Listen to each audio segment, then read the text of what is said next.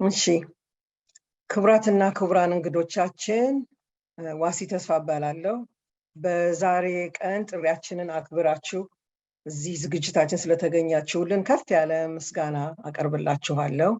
እነዚህም ዝግጅት አዘጋጆች American Ethiopian Public Affairs Committee, Global Ethiopian Advocacy Nexus እና Ethiopian American Development Council ነን እና እንኳን ደህና መጣችሁ። እና አሁን እዚህ ዙም ላይ ስትገቡ በደንብም ባይሰማል ልናሰማችሁ የሞከርነው ሙዚቃ ጣይቱ የሚለው ዘፈን ነው። ለእቴጌ ጣይቱን በማወደስ የተዘፈነ ዘፈን ነው እና ዛሬ በሱን እንድንጀምር ያስደረገን ለምንድን ነው? ያው ማርች 1 እንደምታውቁት የአድዋ ሴሌብሬሽን ነው። ማርች 8 ደግሞ ኢንተርናሽናል ወመንስ ዴይ ነው። ስለዚህ ሁለቱንም በማስታወስ ነው እሱን በሱ የጀመርነው እና ደግሞ ዋናው በዛሬ ቀን እቴጌ ጣይቱን እንድናስታውስ ያደረገን ከሚዬ ሚኒሊክ ጋር አብረው እንደምታውቁት የአድዋ እንትኖች ናቸው። የአድዋ ዋና አሸናፊም ስለሆኑ እና አድዋን ዛሬ እንዳነሳ ሌላ ደግሞ ምክንያት የሆነው ምንድን ነው? የአድዋ መጨረሻ እንትን the last straw that broke the camel's back ወይም tipping point የነበረው በታሪክ እንደምታውቁት የውጫሌ ውል ነው። የውጫሌ ትሪቲ ጣሊያን ኢትዮጵያን የቅኝ ግዛት ለማድረግ የሞከረበት ፕሮቴክቶሬት ብሎ ያመጣው ትሪቲ ነበረ። ታሪክ ታስታውሱ እንደሆነ እና ያንን በሱ እንደዛ ተርጉሞ ኢትዮጵያን ለመያዝ ሲሞክር የለም እኛ በዚህ አንቀበልም ብለው ወዲያ ብለው ያሉት እቴጌ ጣይቱ ናቸው። ከዛ ታውቃላችሁ አድዋ ጦርነት ያው it's the rest is history እና እሱን አንዱ እንድናስታውሳውን ያደረገን ምንድን ነው? ያሁኑ በኢትዮጵያ ላይ ያለው ውርጅብኝ በዌስተርን ዓለም መንግስታትና እንዲሁም በውስጥ ጠላቶቻችን ብዙ ጊዜ ከአድዋ ጋር እያወዳደርነው ነው የምንነጋገረው።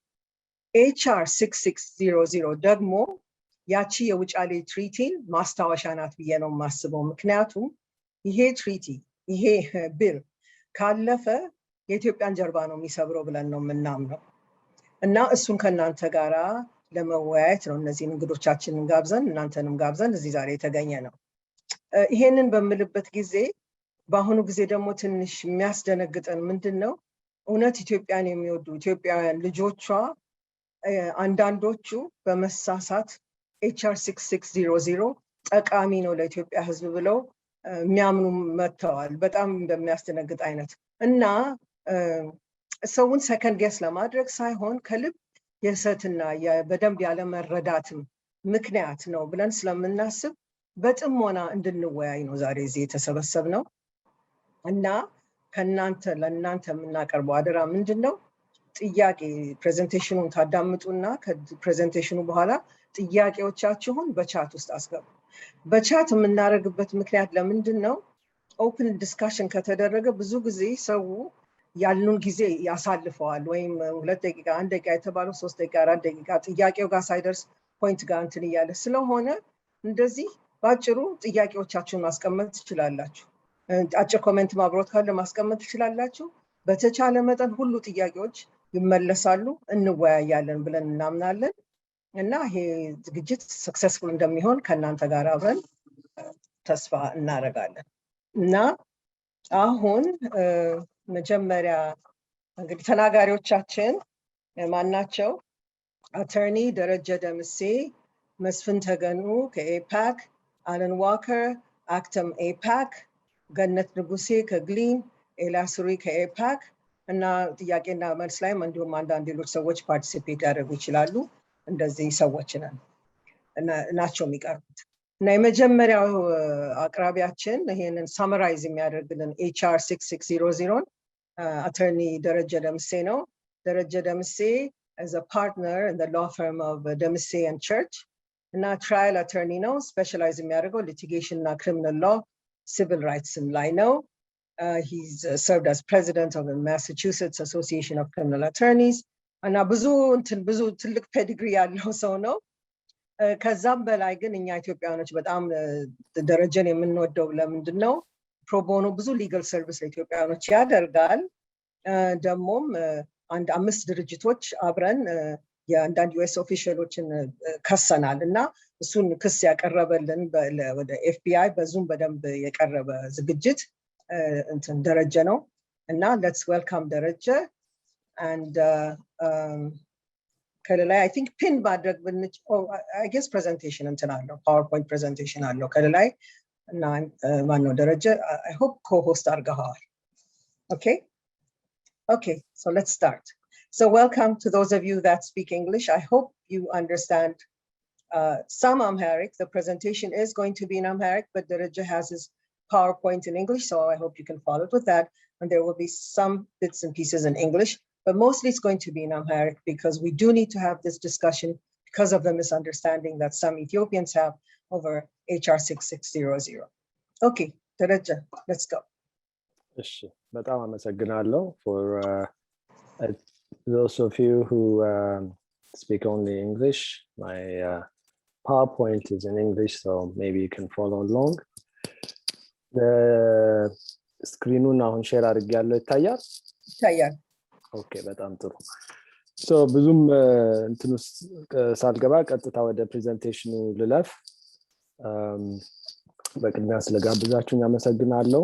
በአጭር ጊዜ ውስጥ ነው ያዘጋጀሁት ፓወርፖይንቱን እና ምናልባት ብዙም ኤክስቴንሲቭ ላይሆን ይችላል በተሰጠኝ ሰዓት ለማቅረብ እንዲሆን ብዬ ነው። ሰዎች አድሚት እንዳደርጋቸው የሚጠይቋሉ so someone else will do that right okay all right so HR 6600 በመጀመሪያ ነው ሳየው በጣም ካልም ሰው ነኝ።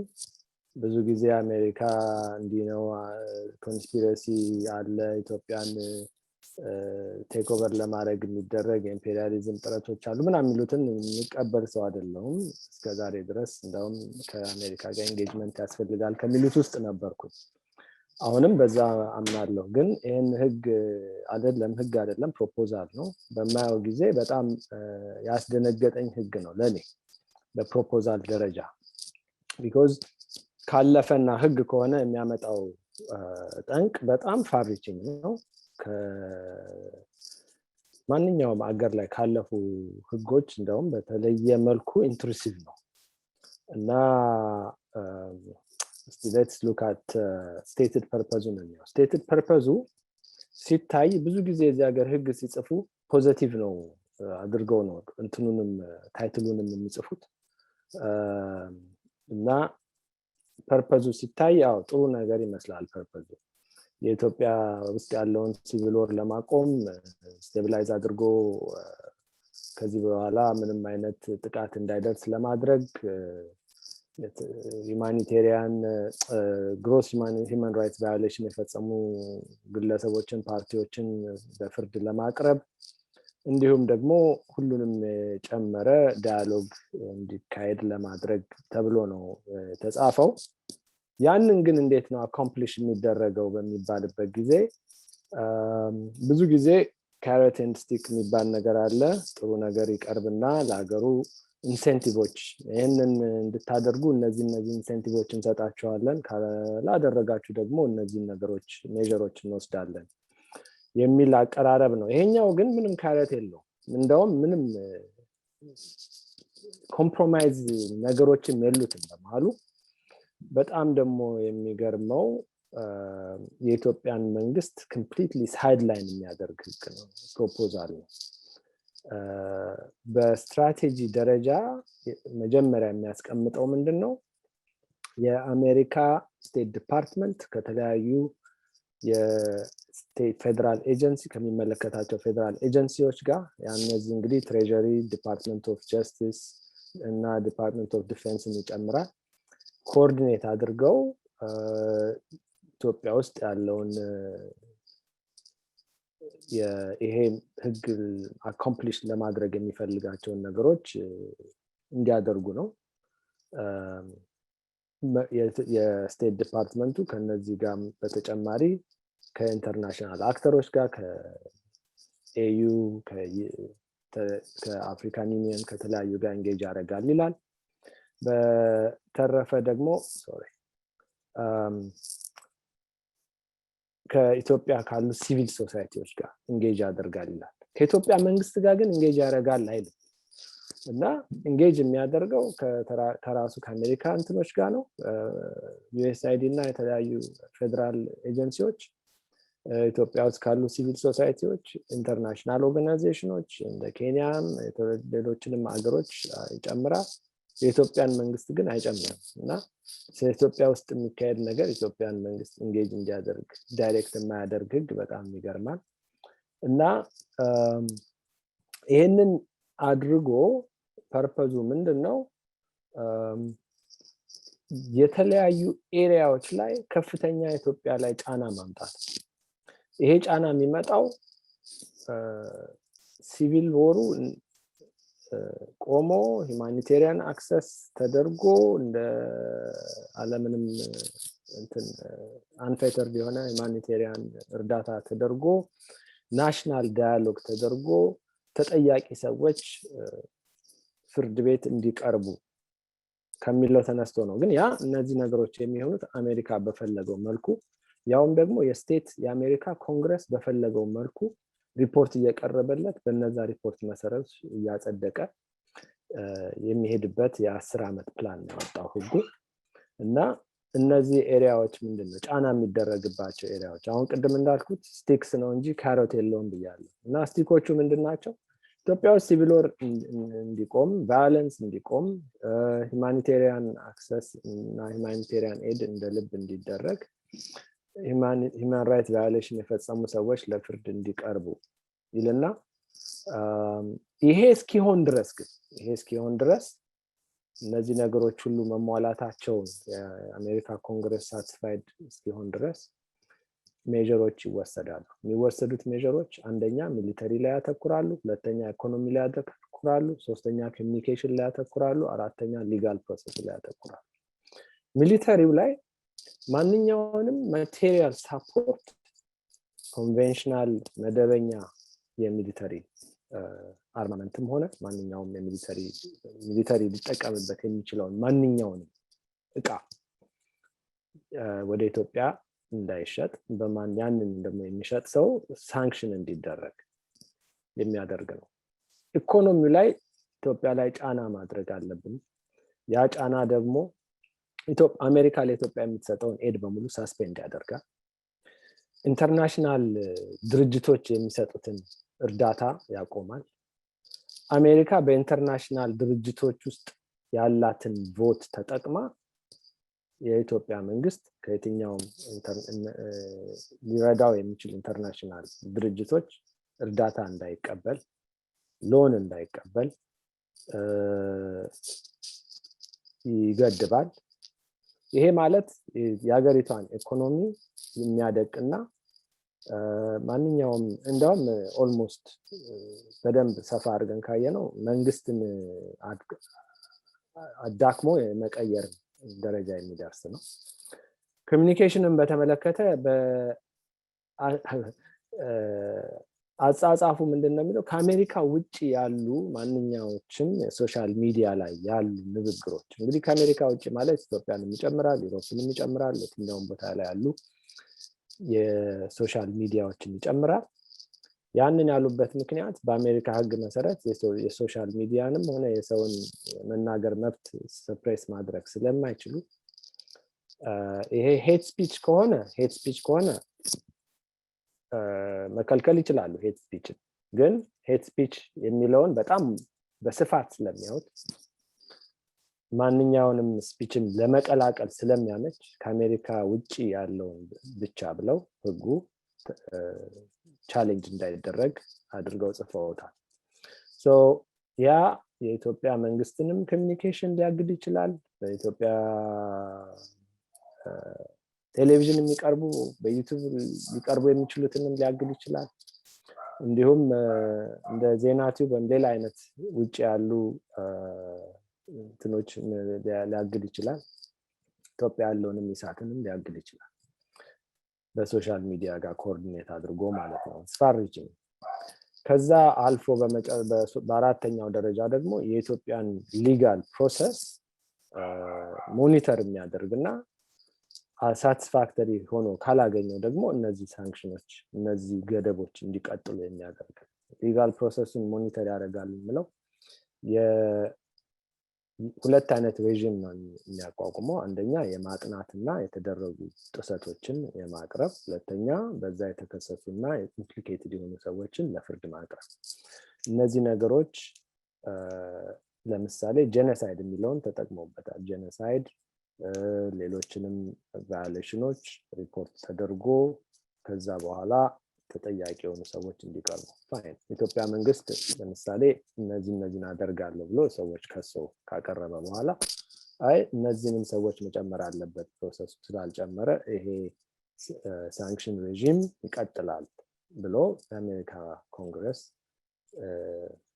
ሰስፔንድ እንዳያደርግ ህጉ ሰስፔንድ እንዳይደረግ ሊያደርግ ይችላል ማለት ነው።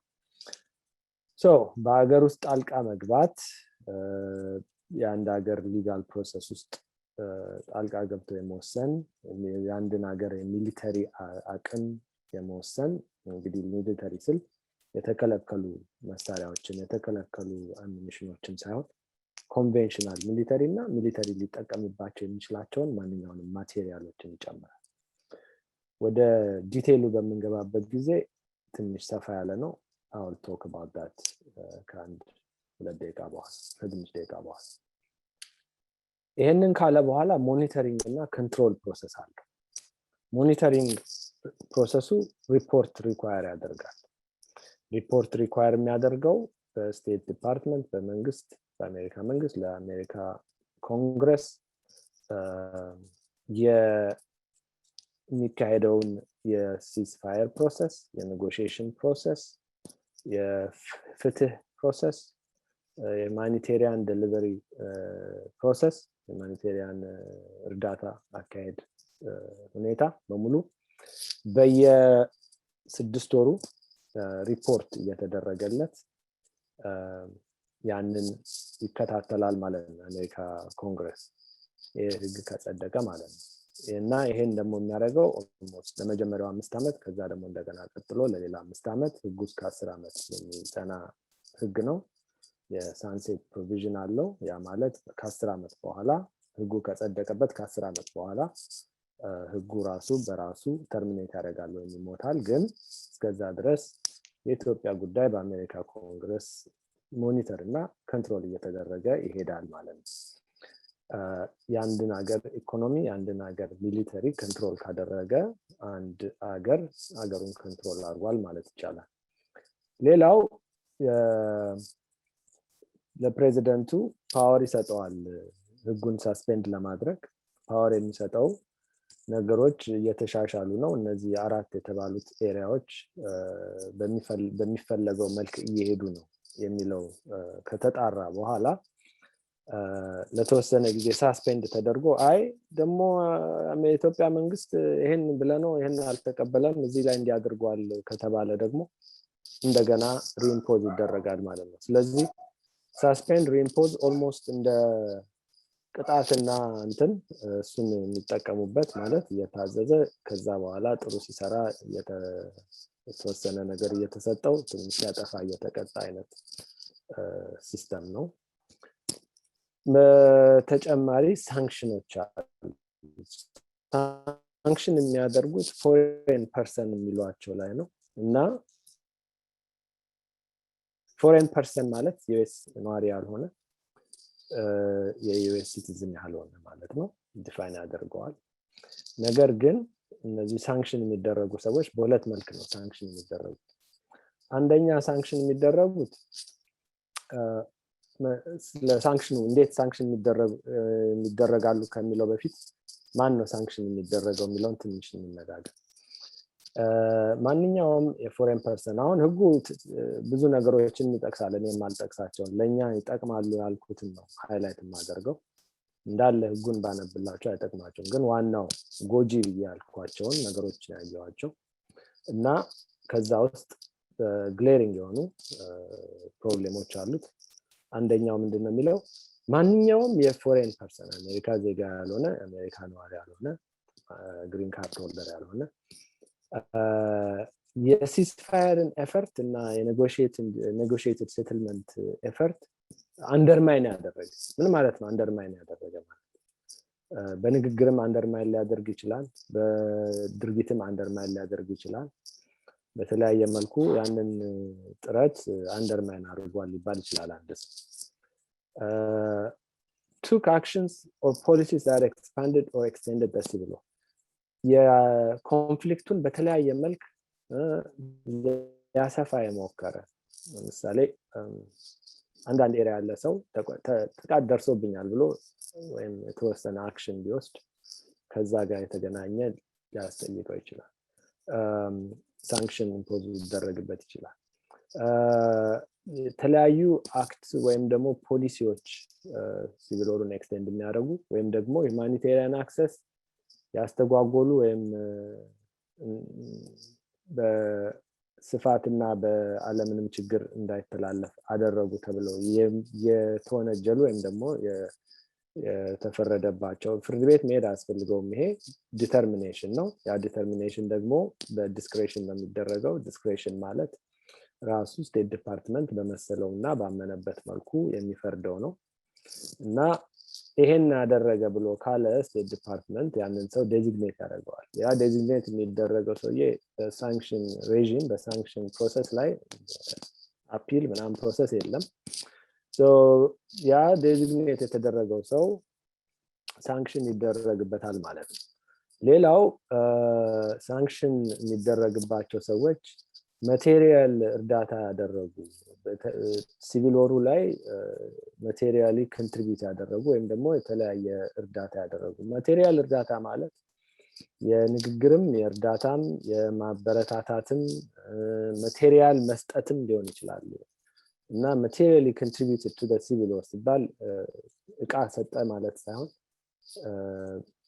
ያደረገው ድጋፍ የተወሰነ ማቴሪያሊቲ ያለው ማለት ነው እና ኢንከሬጅ ማድረግ ማበረታታት ራሱ ማቴሪያል ሳፖርት ሊሆን ይችላል። ሌላው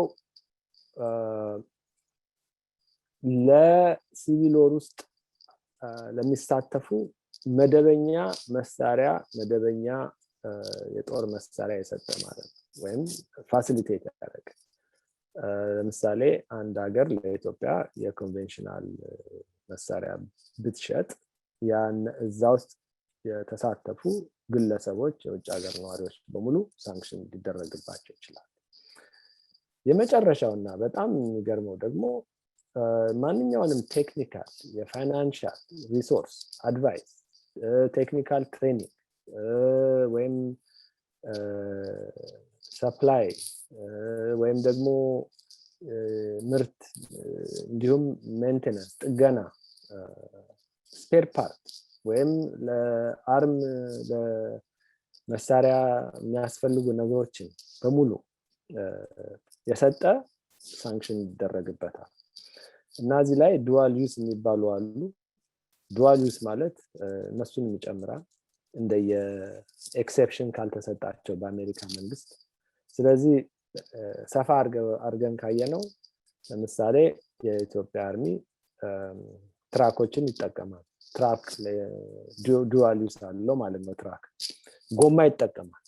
የትራክተሮች የትራኮች ስፔር ፓርት ይጠቀማል። የተለያዩ ነገሮች ይጠቀማል። በጣም ደግሞ ካሰፋ ነው ነዳጅም ሊጠቀም ይችላል እና ምኑን ከልክሎ ምኑን እንደሚፈቅድም ለማወቅ አስቸጋሪ ነው። ምክንያቱም ይሄኛው መጨረሻ ላይ የተጨመሯት ማንኛውም ቴክኒካል ለሜንቴናንስም ለምንም ለስፔር ፓርትም የሚሆን ማንኛውንም ነገር የሰጠ የሚለው በጣም ሰፊ ነው እና ኢኮኖሚውን የሚያደቅ አንድ እንትን ነው። ምክንያቱም ይሄንን ህግ ያዩ ሰዎች የተለያየ ንግድ ውስጥ ያሉ የተለያየ ፖዚሽን ላይ ያሉ የተለያየ ሀገር ሰዎች ከኢትዮጵያ ጋር ማንኛውንም አይነት ንግድ ውስጥ ለመግባት ትንሽ ፍራቻ ይደርስባቸዋል ማለት ነው። ሌላው ምን አይነት ነው ሳንክሽኖቹ? አንደኛው ሳንክሽን ቪዛ የተሰጣቸውን ቪዛቸውን ሪቮክ ማድረግ መሰረዝ፣ ቪዛ ያልተሰጣቸው ቪዛ እንዳይሰጣቸው ማድረግ፣ አሜሪካ መግባት እንዳይችሉ ማለት። ሁለተኛው አሜሪካ ውስጥ ያላቸውን ንብረት በሙሉ መያዝ። በሌላ ሰው ደግሞ ያስቀመጡትን ንብረት ካለ ያንንም ሰው በዛ ሰው በሶስተኛ ሰው ያለውን ንብረት መያዝ በአሜሪካ ኢንስቲትዩሽኖች ወይም በአሜሪካ የፋይናንሻል ኢንስቲትዩሽኖች የሚያልፍ ንብረት ካላቸው እሱንም መያዝ ስለዚህ ብዙ ከመንግስት ጋር መስራት የሚፈልጉ ድርጅቶች ከተለያዩ ባንኮች ጋር የሚጠቀሙ ድርጅቶች ናቸው እነዚህ ባንኮች ደግሞ በአሜሪካ ባንኪንግ ሲስተም ውስጥ ያሉ ናቸው ስለዚህ ያለው የሚደርስበት ሪች በጣም ሰፊ ነው ቅድም እንዳልኩት የሪፖርቲንግ ሪኳየርመንት አለው ሁለት አይነት ነው ሪፖርቲንግ ሪኳየርመንቱ አንደኛው የስትራቴጂ ብሎ ያወጣውን የአሜሪካ መንግስት ስቴት ዲፓርትመንት በኩል ከተለያዩ ኤጀንሲዎቹ ጋር ከኢትዮጵያን የሚመለከቱ የተለያዩ ድርጅቶችን አገሮችን ጋር ኮኦርዲኔት የማድረግ ኢትዮጵያ መንግስት ላይ ፕሬሸር የማድረግ የፒስ ፕሮሰስ እንዲኖር የማድረግ የናሽናል ዳያሎግ እንዲኖር የማድረግ ስትራቴጂ ኢምፕሊመንት እንዲደረግ ህጉ ከወጣ በ6 ወር ውስጥ ሪፖርት እንዲቀርብ ያዛል ለኮንግረስ ከዛ በኋላ ደግሞ በየ6 ወሩ የተለየ ሌላ ደግሞ የፕሮግረስ ሪፖርት ለኮንግረስ መቅረብ አለበት ያ ለ5 አመት ከዛ ደግሞ ወደ ሌላ 5 አመት ይቀጥላል ያ ፕሮግረስ ሪፖርት ምን አይነት ሲስፋየር ተደርጓል ማጠፋ ማላጠፋ ማን በጥሩ ሁኔታ እየተሳተፈ ነው ማን ያንን ለማስተጓጎል እየሞከረ ነው የተከሰሱ ሰዎች ለማን ናቸው የቀረቡ ነው ወይ ለፍርድ ቤት ይሄ ሁሉ በሪፖርት የሚቀርብ ነው ለኮንግረስ ማለት ነው እና በእነዚህ ሬጂሞች አሰራር የኢትዮጵያ ኢኮኖሚ ሚሊተሪ የፍርድ ሁኔታ በሙሉ በአሜሪካ መንግስት የበላይ ሞኒተር እና ኮንትሮል ተደርጎ ለሚቀጥለው 10 አመት እንዲቀጥል የሚያዘጋጅ በእኔ አመለካከት ኢንፋክት የዩናይትድ ኔሽን ቻርተር ጭምር የሚጥስ ማንኛውም ሀገር በሌላው ሀገር ገብቶ የሀገር ውስጥ ፕሮሰስ ውስጥ ገብቶ ኢንተርፊር አድርጎ ያንን ሀገር በሌላ ሀገር ተጽዕኖ ስር እንዲኖር የማድረግ መብት የለውም የዩናይትድ ኔሽን ቻርተር ራሱ ያንን የሚቃወም ነው አሁን በዚህ አይነት ሁኔታ ኢትዮጵያ በአሜሪካ ኮንግረስ ሞኒተሪንግ እና ቁጥጥር ስር እንድትወድቅ ከተደረገ በእኔ አመለካከት የዩኤን ቻርተሩን ራሱ የሚጥስ ይመስለኛል እና ህጉን በተለየ መልኩ አታክ ማድረግ ያስፈልጋል የኢትዮጵያ መንግስት የተለያዩ ሜጀሮችን ወስዷል እየወሰደም ነው 2 ጊዜ ሲስፋየር አድርጓል 2 ጊዜ ሲስፋየር ጠርቶ ቫዮሌት ተደርጓል ሲስፋየሩ በጣም ደግሞ የሚገርመው እዚህ ህግ ላይ የተጠቀሱ ነገሮች አሉ አንድ ቦታ ላይ ብቻ ቲፒኤልኤፍን አንድ 2 ቦታ ላይ ይጠቅሳል በተረፈ የሚያተኩረው ጥፋት ይሄንን ካላደረጉ የሚለው ኢትዮጵያና የኤርትራን መንግስት ብቻ ነው ሳንክሽኑ እርግጥ ይሄንን ካጠፉ ሪፖርት ሲደረግ የትኛው ሰው የኢትዮጵያ መንግስት የትኛው ኤርትራ መንግስት የትኛው ከቲፒኤልኤፍ ይሄንን ፕሮሰስ እንዳደናቀፈ ምናምን ይገለጽ ይላል ግን ቲፒኤልኤፍ ላይ የሚያተኩር ምን አይነት ፕሬሸር እንደሚያመጣ የሚገልጽ ምንም ነገር የለውም እዛ ውስጥ በመጨረሻ መናገር የምፈልገው ይሄንን ህግ ያወጣው ኮንግረስማን የኒው ጀርሲ 7th ዲስትሪክት ኮንግረስማን ነው ከዚህ በፊት የሂውማን ራይትስ ዋች አድቮኬት ነበር ከዛ በኋላ በኦባማ አድሚኒስትሬሽን ስቴት ዲፓርትመንት ውስጥ ሂውማን ራይትስ እና ሩል ኦፍ ሎ ምናምን የሚል ኦፊስ ውስጥ ኃላፊ ነበር እና ከሂውማን ራይትስ ዋች ሰዎች ጋር በጣም ከፍተኛ ግንኙነት ያለው ሰው ነው እና ይሄ ህግ ሲጻፍ ዩኤስ ኤድንም ጨምሯል ኮኦርዲኔት ከሚደረጉት ውስጥ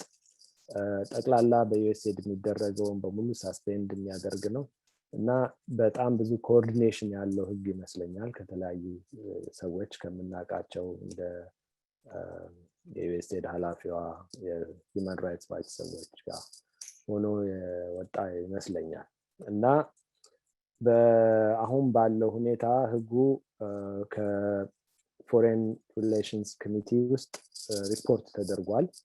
ሪፖርት ተደርጓል ማለት ወደ ሃውስ ኦፍ ሬፕሬዘንታቲቭ ቮት እንዲያደርግበት አልፏል።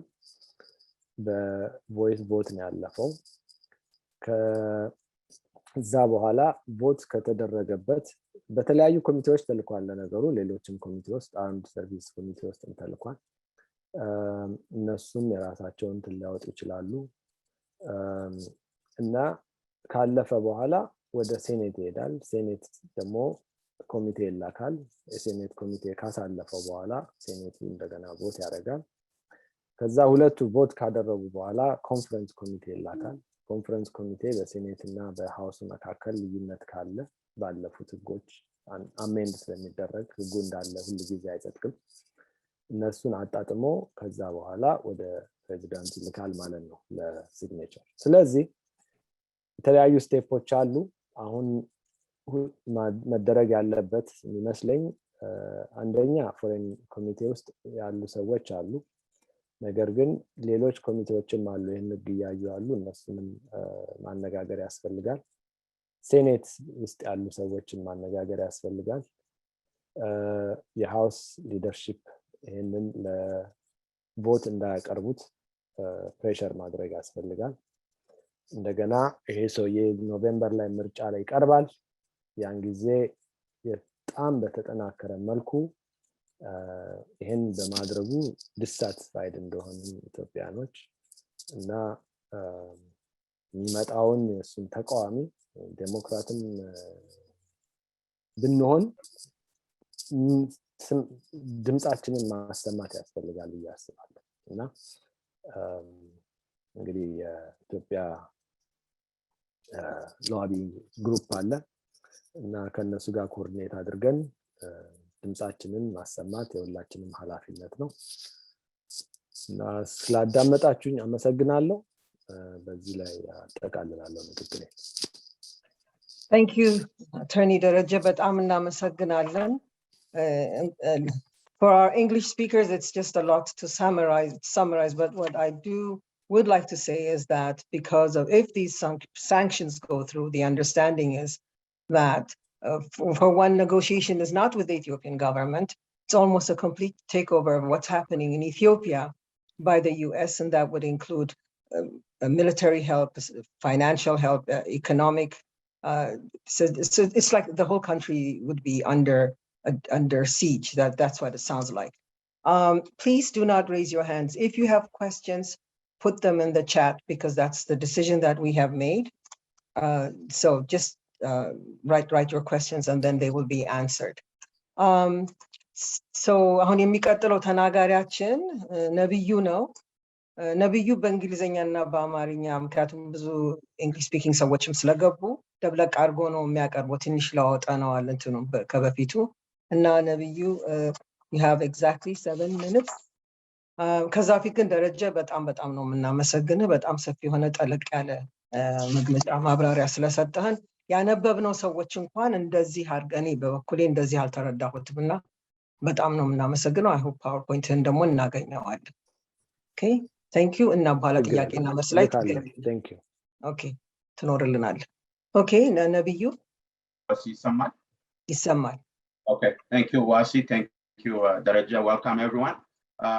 I'm going to be talking a little bit about some historic context of sanctions and how this will impact us. Starting from the title, the strategy to support stabilization efforts, human rights, and democracy in Ethiopia. The actual bill does the exact opposite. Sanction is a ma'akab. It's betam tankolenya yehone rejim እጅ ያለው የጦርነት ስልት ነው. And what this sanction reflects is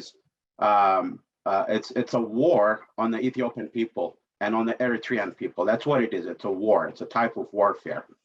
And historically, there has never been any evidence, not a single evidence in history, to validate the idea that peace and security has been brought by sanctions. Never. That is a fallacy in and of itself. Peace and security is not brought by sanctions.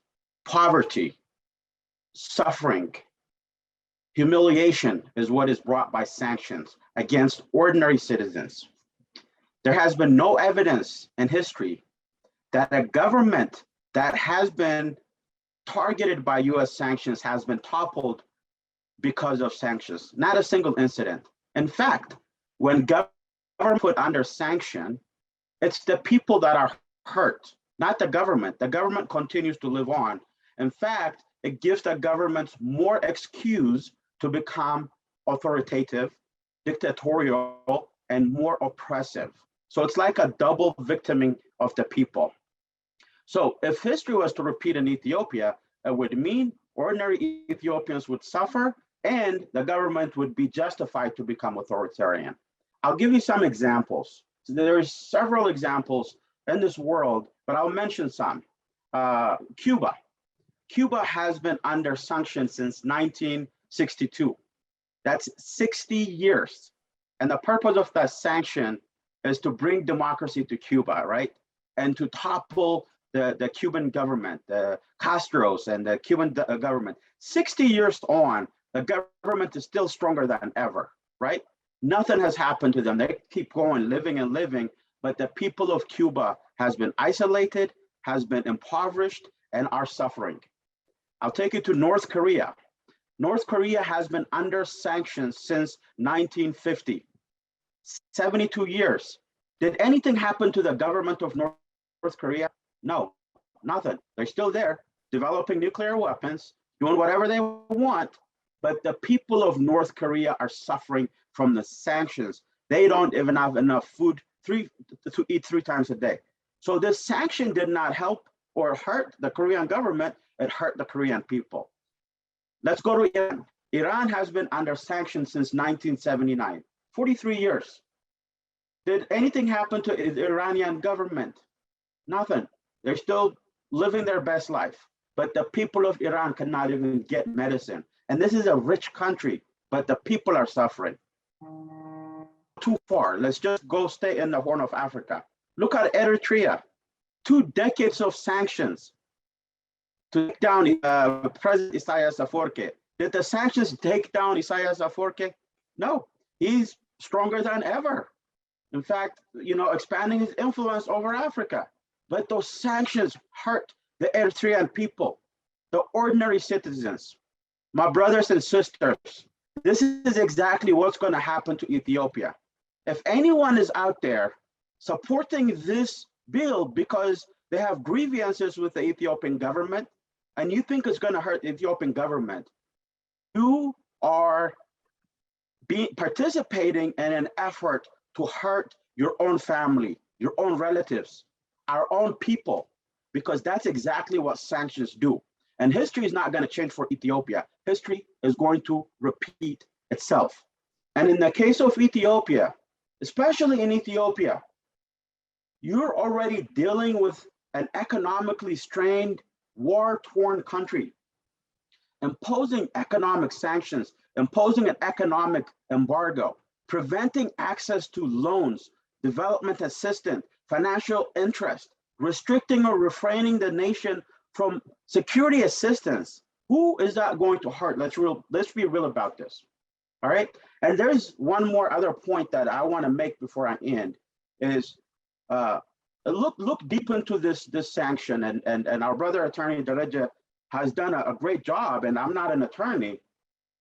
But if you read carefully, this bill is only concerned about one part of Ethiopia, Tigray. The word Amara is not even mentioned on this bill. The word Afar is not even mentioned on this bill. But yet, right now, there is an immense amount of atrocity happening to the Afar people. They're getting slaughtered. This bill does not even care, does not even acknowledge the Afar people. The Amhara people are getting slaughtered in Oromia and Benshangul for months. This bill does not even acknowledge that, let alone trying to protect the people of Amhara or to people of Afar. So if you think this bill is going to help the ordinary people, you are mistaken. In fact, read the bill. It states the civil war in Tigray and other conflicts in Ethiopia. The situation in Tigray is described as a civil war. Everywhere else is bundled up together as conflict. Why is it a civil war in Tigray, but what's happening in Oromia is just a conflict? What's happening in Afar is just a conflict? What's happening in Amhara is just a conflict? It's because they're protecting the TPLF. It's because they classify the situation in Tigray. Now, mind you, there has not been any conflict, active conflict in Tigray since July, right? June, July.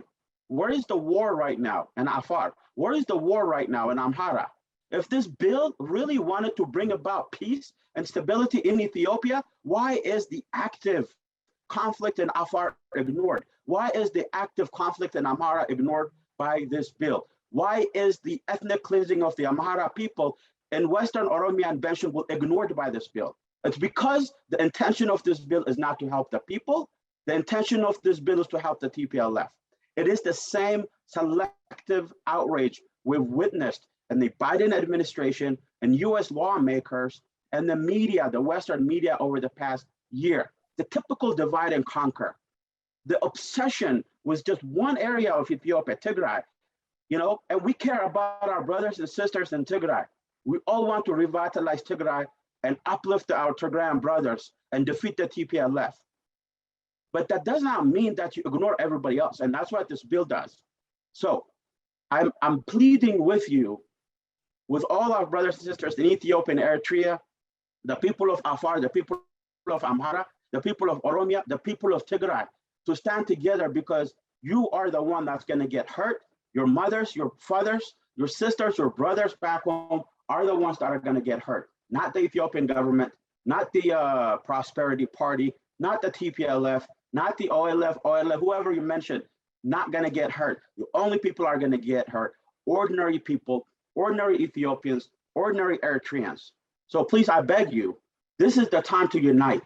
Whatever other grievances we may have, this is the time to unite and to say no to the US Congress, to say no more to this kind of sanctions on Ethiopia, to say no more to this kind of sanctions on Eritrea. We have to stand up together. Right now, 1/3 of the African continent is on sanctions, almost 1/3. That is just insane. And Ethiopia is getting added to that. And the people that are being hurt are ordinary citizens. So I plead with you to stand up, to put our differences aside, and to say no to this bill, HR 66. Thank you for the time, Wasi. I appreciate it. Thank you. Thank you so much. Nabi, you did it again is all I can say. I mean, you really broke it down for us, and there's no need to summarize or anything. I'm sure everybody in this group understood what your message is. So our next speaker is Mesfin Tagano and also Alex Walker. So Mesfin, I give you the floor. I know we'd like Nabiyu, but now we'd like to see the whole screen. Still focused on Nabiyu. Okay. አመሰግናለሁ ዋሲ thank you እንግዲህ ሁላችንም እንደሰማነው so what do we do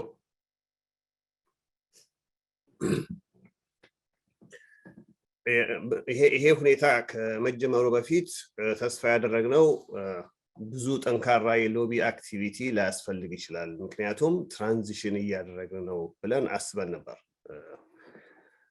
ግን ያንን ሐሳብ አስበን ሳንጨርሰው 6660 ናመጡና የለም not too late not too soon ችግራችሁ እንደዚሁ የሚሄድ እንዳይመስላችሁ ነው የሚሉን ሰዎች so እንግዲህ ያው መጠናከሩ ከሄንን ከጉዳይ ከሚ ለውጉሱ ሰዎች ጋር ፍለፊት መፋለም አስፈላጊ ነው አማራጭ የለውም እና የትንሽ ያለፉት ሌጅስሌሽኖች አልፈው ብሬክ እናገኛለን ብለን ነበር እሱም የለም አሁን ስለዚህ ይሄኛው 660 በ3 ቀን ውስጥ ነው ያለፈው ሌጅስሌሽኑ አርብ ለታ ሰማን ሊወጣ ነው ተባለ ሰኞ ለታ ፎሬን ሪሌሽንስ ኮሚቴ ደርሷል ተባለ ማክሰኞ ዕለት ጸድቆ ወጥቷል ተባለ። ይሄ እንግዲህ እንደዚህ አይነት ነገር ተንኮል ካልሆነ በስተቀር ሌላ ነገር ሊሆን አይችልም። አሁን አተርኒ ደምሴም እንዳለው ሰምታችኋል ምን እንደሆነ ውስጥ ምን እንዳለ ነብዩ እንዳስቀመጠውም የት እየሄደ እንደሆነ ይሄ ሁኔታ የምንረዳው ነው። እንግዲህ እንደ አሜሪካን ዜግነታችን መብት አለን። ማንም 1 ሚሊዮን ነን፣ 1 ሚሊዮናችን መብት አለን።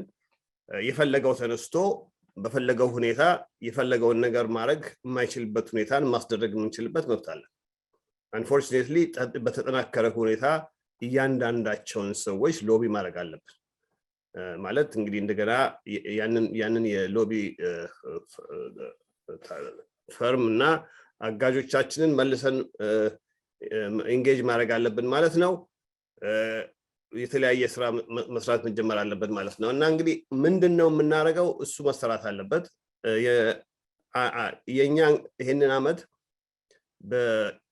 የናሽናል ኢሌክሽን ኮሚቴ ቦርድ ተቋቁሞ በ22 ላይ ለሚደረገው ምርጫ እዛ ላይ በደንብ አድርገን ኢትዮጵያን የሚደግፉ ሰዎች ለማስመረጥ ብዙ ትግል ስራ እየተሰራ ነበረ። ከሱ ጋር ተያይዞ አሁን ይሄው ነገር ስለተጨመረ ከሱ ጋር ተያይዞ በ21 ኮሚቴዎች ተቋቁመዋል። በ21 ስቴቶች ተመራጮች በአሁኑ ጊዜ ራን በሚያደርጉበት እና በእያንዳንዱ ስቴት እንግዲህ ፕሬሸር ለማድረግ ትግል ስራው ይቀጥላል። ከዚህ በተጨማሪ ግን የተጠናከረ የሎቢ ስራ መሰራት ስላለበት ይሄው ስራ ነው አሁን እየሰራ ያለ ስራ አለ፣ መቀጠልም ያለበት ይኖራል።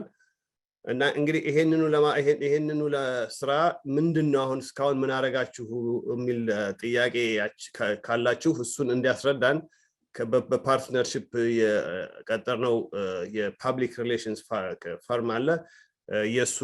የሱን ቫይስ ፕሬዚዳንት ጋብዘናል። So Alex, I just gave a brief preview of what have been going on.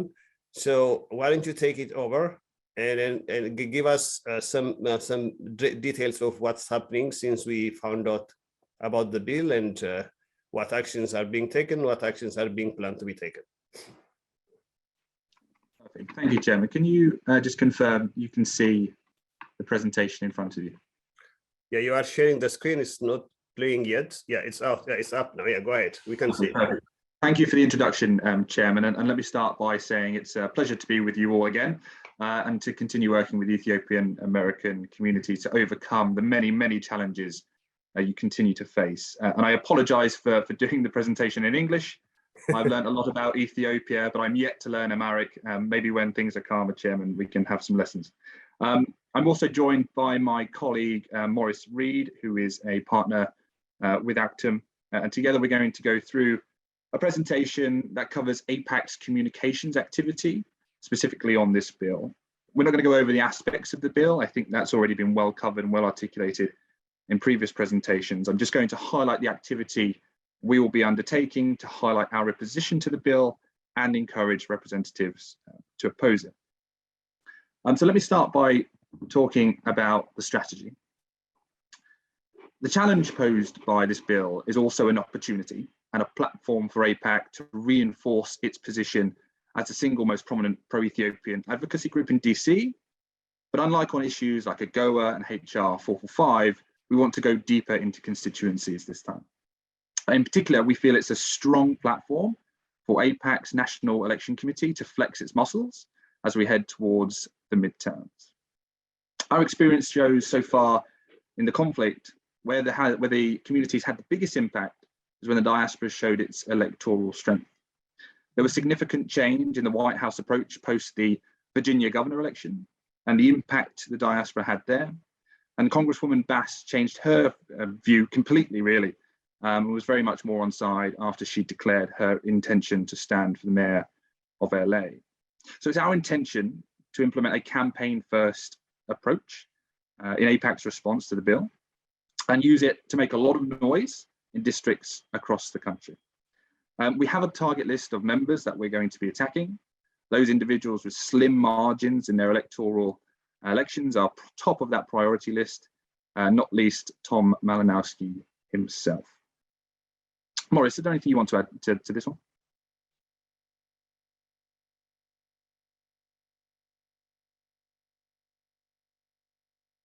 I will take that as moving on to the next slide. So just talk now about tactics. So how are we actually going to take this campaign first strategy and make it a reality? And I think for us and for AEPAC and for the whole community, we need to think creatively and we need to be loud and aggressive in what we do. The representatives who are supporting this bill did not give the community the courtesy of the engagement before they proposed it. Therefore, there is no responsibility for us to give them the courtesy of being quietly constructive. We are working with AEPAC to execute ideas that will gain the attention of members of Congress we are targeting, as well as national and local media. Some of the ideas we're implementing and considering are in front of you. And just to give a little bit more flavor to that, for example, on the protests, we have the first one sorted for Tom Malinowski's office, which is now confirmed for the 3rd of March. Likewise, we're looking at rallies and marches across the country. And one of the more louder ideas we want to implement or are looking at costings, such as an airplane banner over a district in a prominent populated area, perhaps even during a protest. Similarly, we're looking at a billboard truck that could be parked outside offices with a very clear message. And newspaper advertisement. This is something quite traditional, but can also be very creative. And we're looking at some advertorial opportunities within Beltway media.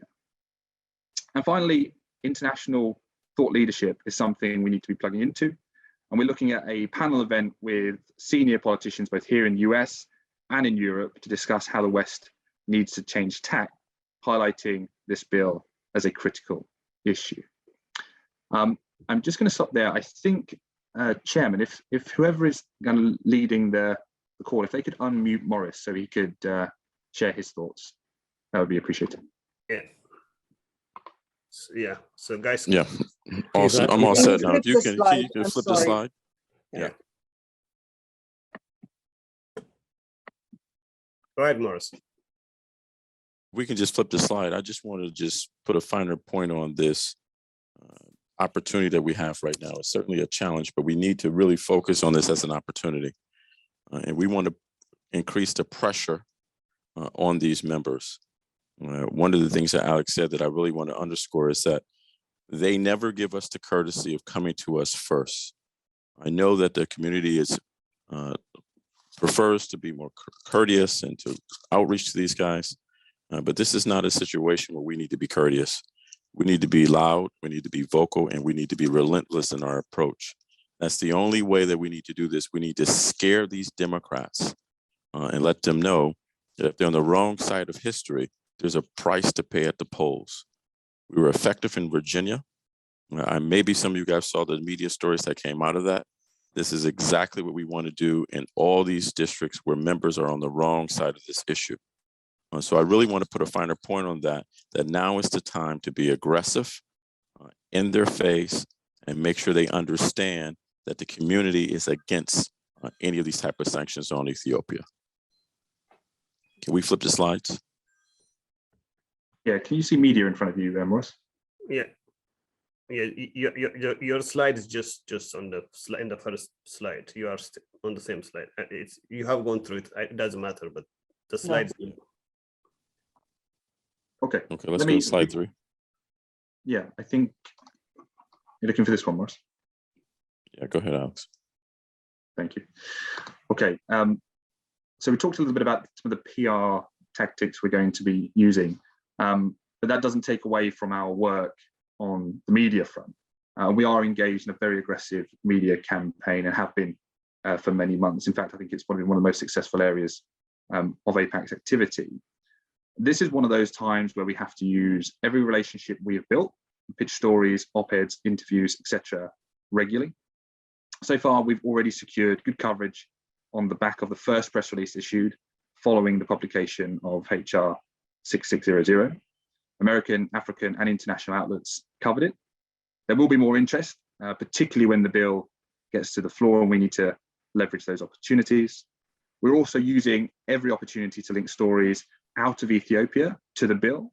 For example, last week, the Amnesty International story, which documented TPLF atrocities we issued a statement referring to the bill, so bringing everything back to our opposition to the bill.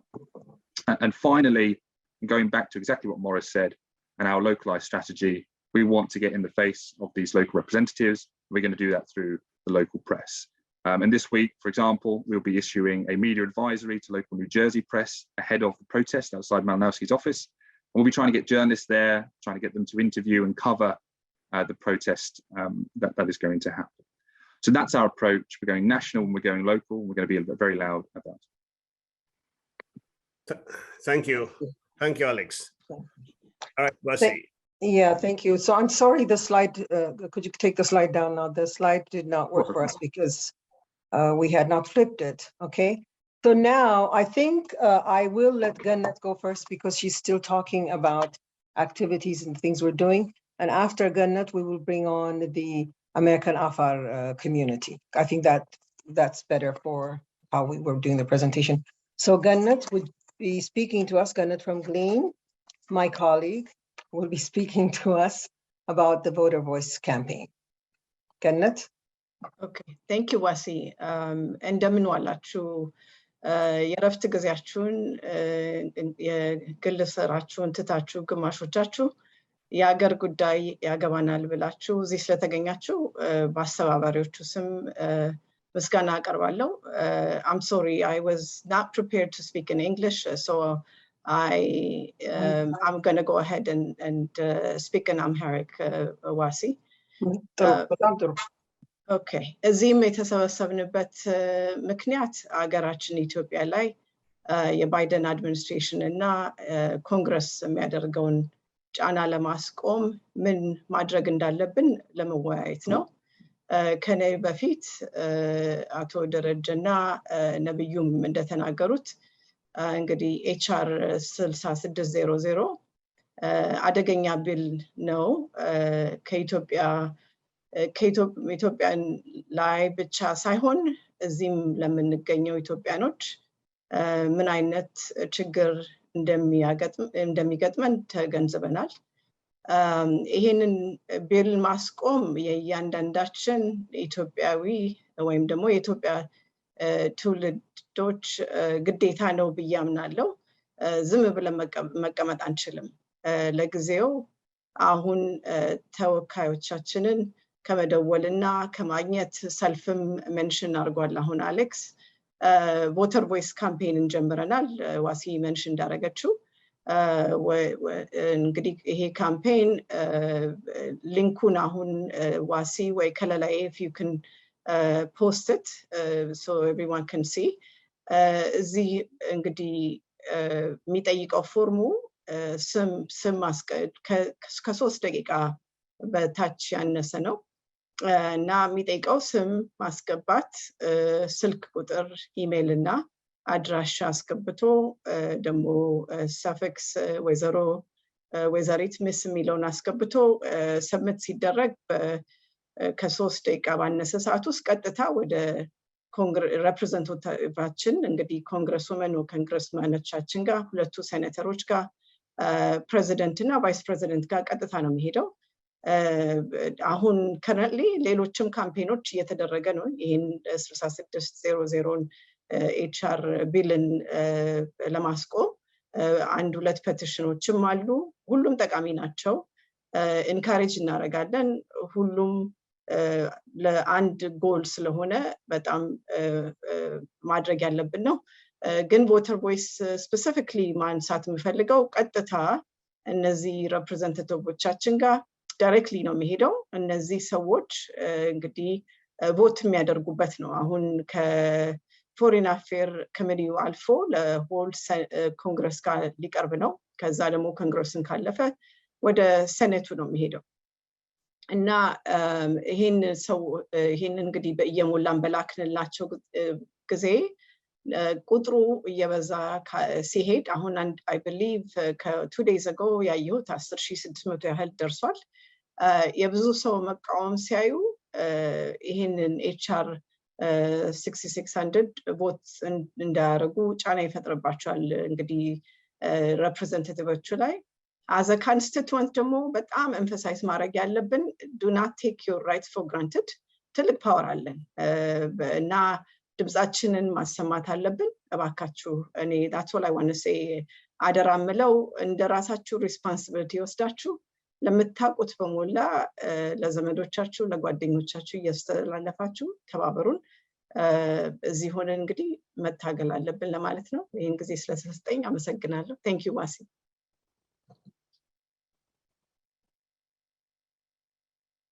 you're muted ዋሲ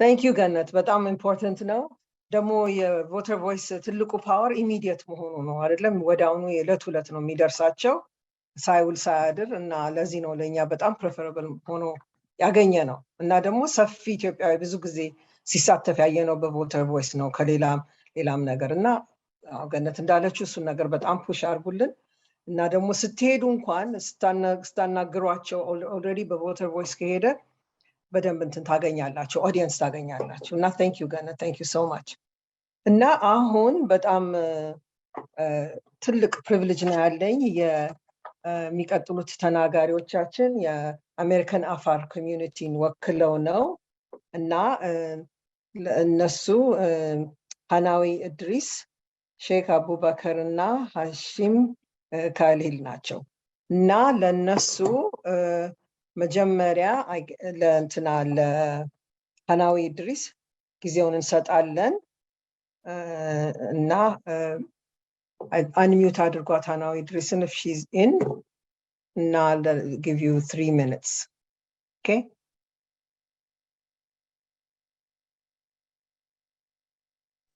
ገብታለች አይደለም ሐናዊ እድሪስ አዎ ገብቻለሁ ሰላም ጤና ይስጥልኝ ያ እኔም በአማርኛ ነው ማወራው ማስተላለፍ የምፈልገው መልእክትና ነበረኝ ማለት የምፈልገው አሁን እንዴት ነው እናንተ ከኛ ጋር አብራችሁ በምን አይነት መንገድ ነው ከጎናችን ልትሆኑ ከጎናችን የወገንተኝነት እርዳታ ልታረጉ የምትችሉት አብረን መስራት የምንችል ይመስለኛል because አንድ አይነት ህመም ስላለን እና በዚህ ሰዓት አፋር ምን አይነት ሁኔታ ላይ እንዳለ ሁላችንም የምናውቀው ነገር ነው እና ይሄንን ደግሞ በብዙ መንገድ አፋር አሁን በዛ በኩልም ወደ አዲስ አበባ ለመሄድ እንኳን በጣም የሚያስቸግር ሁኔታ ላይ ነው ያሉት በዚህ በኩል ደግሞ በቲፒኤልኤፍ በሁለት እንትን መሃል ነው ያለነው እና በጣም ትልቅ ችግር ላይ ነው ያለነው እኛ ጋር በምን አይነት ሁኔታ ነው ከኛ ጎን መሆን የሚችሉት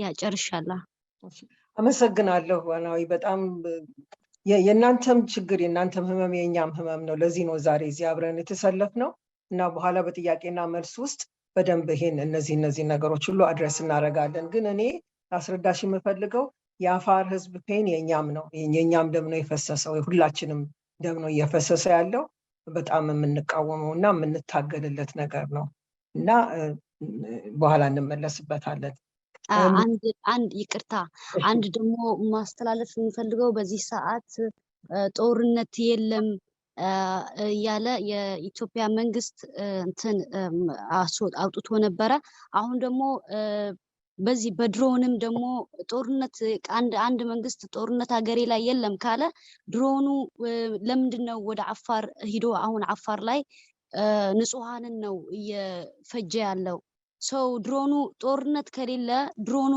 ለምንድነው ተልኮ እዛ ጋር ንጹሃኖችን እየጨፈጨፈ ያለው ኦኬ እንግዲህ ይሄ ጥያቄ በእውነቱ እንደዚህ ኢትዮጵያ መንግስት ካደረገ ለኢትዮጵያ መንግስት ነው በጣም የሚወገዝ ስራ ነው አፋር ህዝብ ላይ ኢትዮጵያ መንግስት ድሮን ከጣለ እኛ ግን እንድትረጂ የምንፈልገው እዚህ ያለ ነው የኢትዮጵያ መንግስት ወኪል ሳንሆን ለኢትዮጵያ ነው የቆምነው እና ኢትዮጵያን የሚደግፍ መንግስት ካለ እንደግፋለን ኢትዮጵያን የሚቃወም እንቃወማለን እንደዛ ነው የኛ አቋም በአጠቃላይ ላስረዳሽ የምፈልገው እና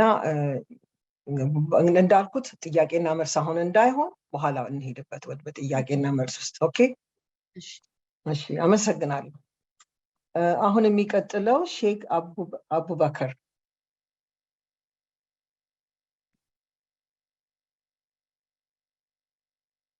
ሼክ አቡበከር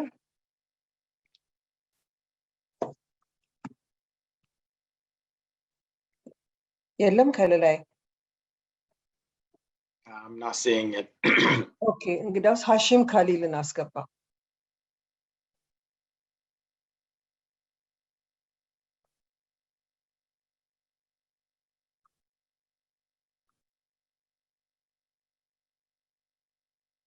ሐሺም ካሊል የገባ መስሎኝ ነበረ። Dem Idris አለች ሐናዊ ኢድሪስ ተናገረች። አሁን ሐናዊ ኢድሪስ ነች የተናገረች። Okay, I'm sorry. HASHIM ይሆን ስፔል የሚደረገው? yes እንደሱ ሰው አልገባም። የለም። ኦኬ እንግዲህ ካልገቡ yes ማን ነው የሚናገር? ኤልያስ probably ሌላ ዩዘር አይዲ ከሆነ ሁሴን አፋር እጁን ያወጥቷል probably እስቲ አንሚዩት አድርግልኝ። HIN is me, I believe. Ali Shaheen. Go ahead. Yeah, go ahead. እሱ ነው እሱ ሁሴን። Yeah, go ahead, please. Go ahead. I would like to thank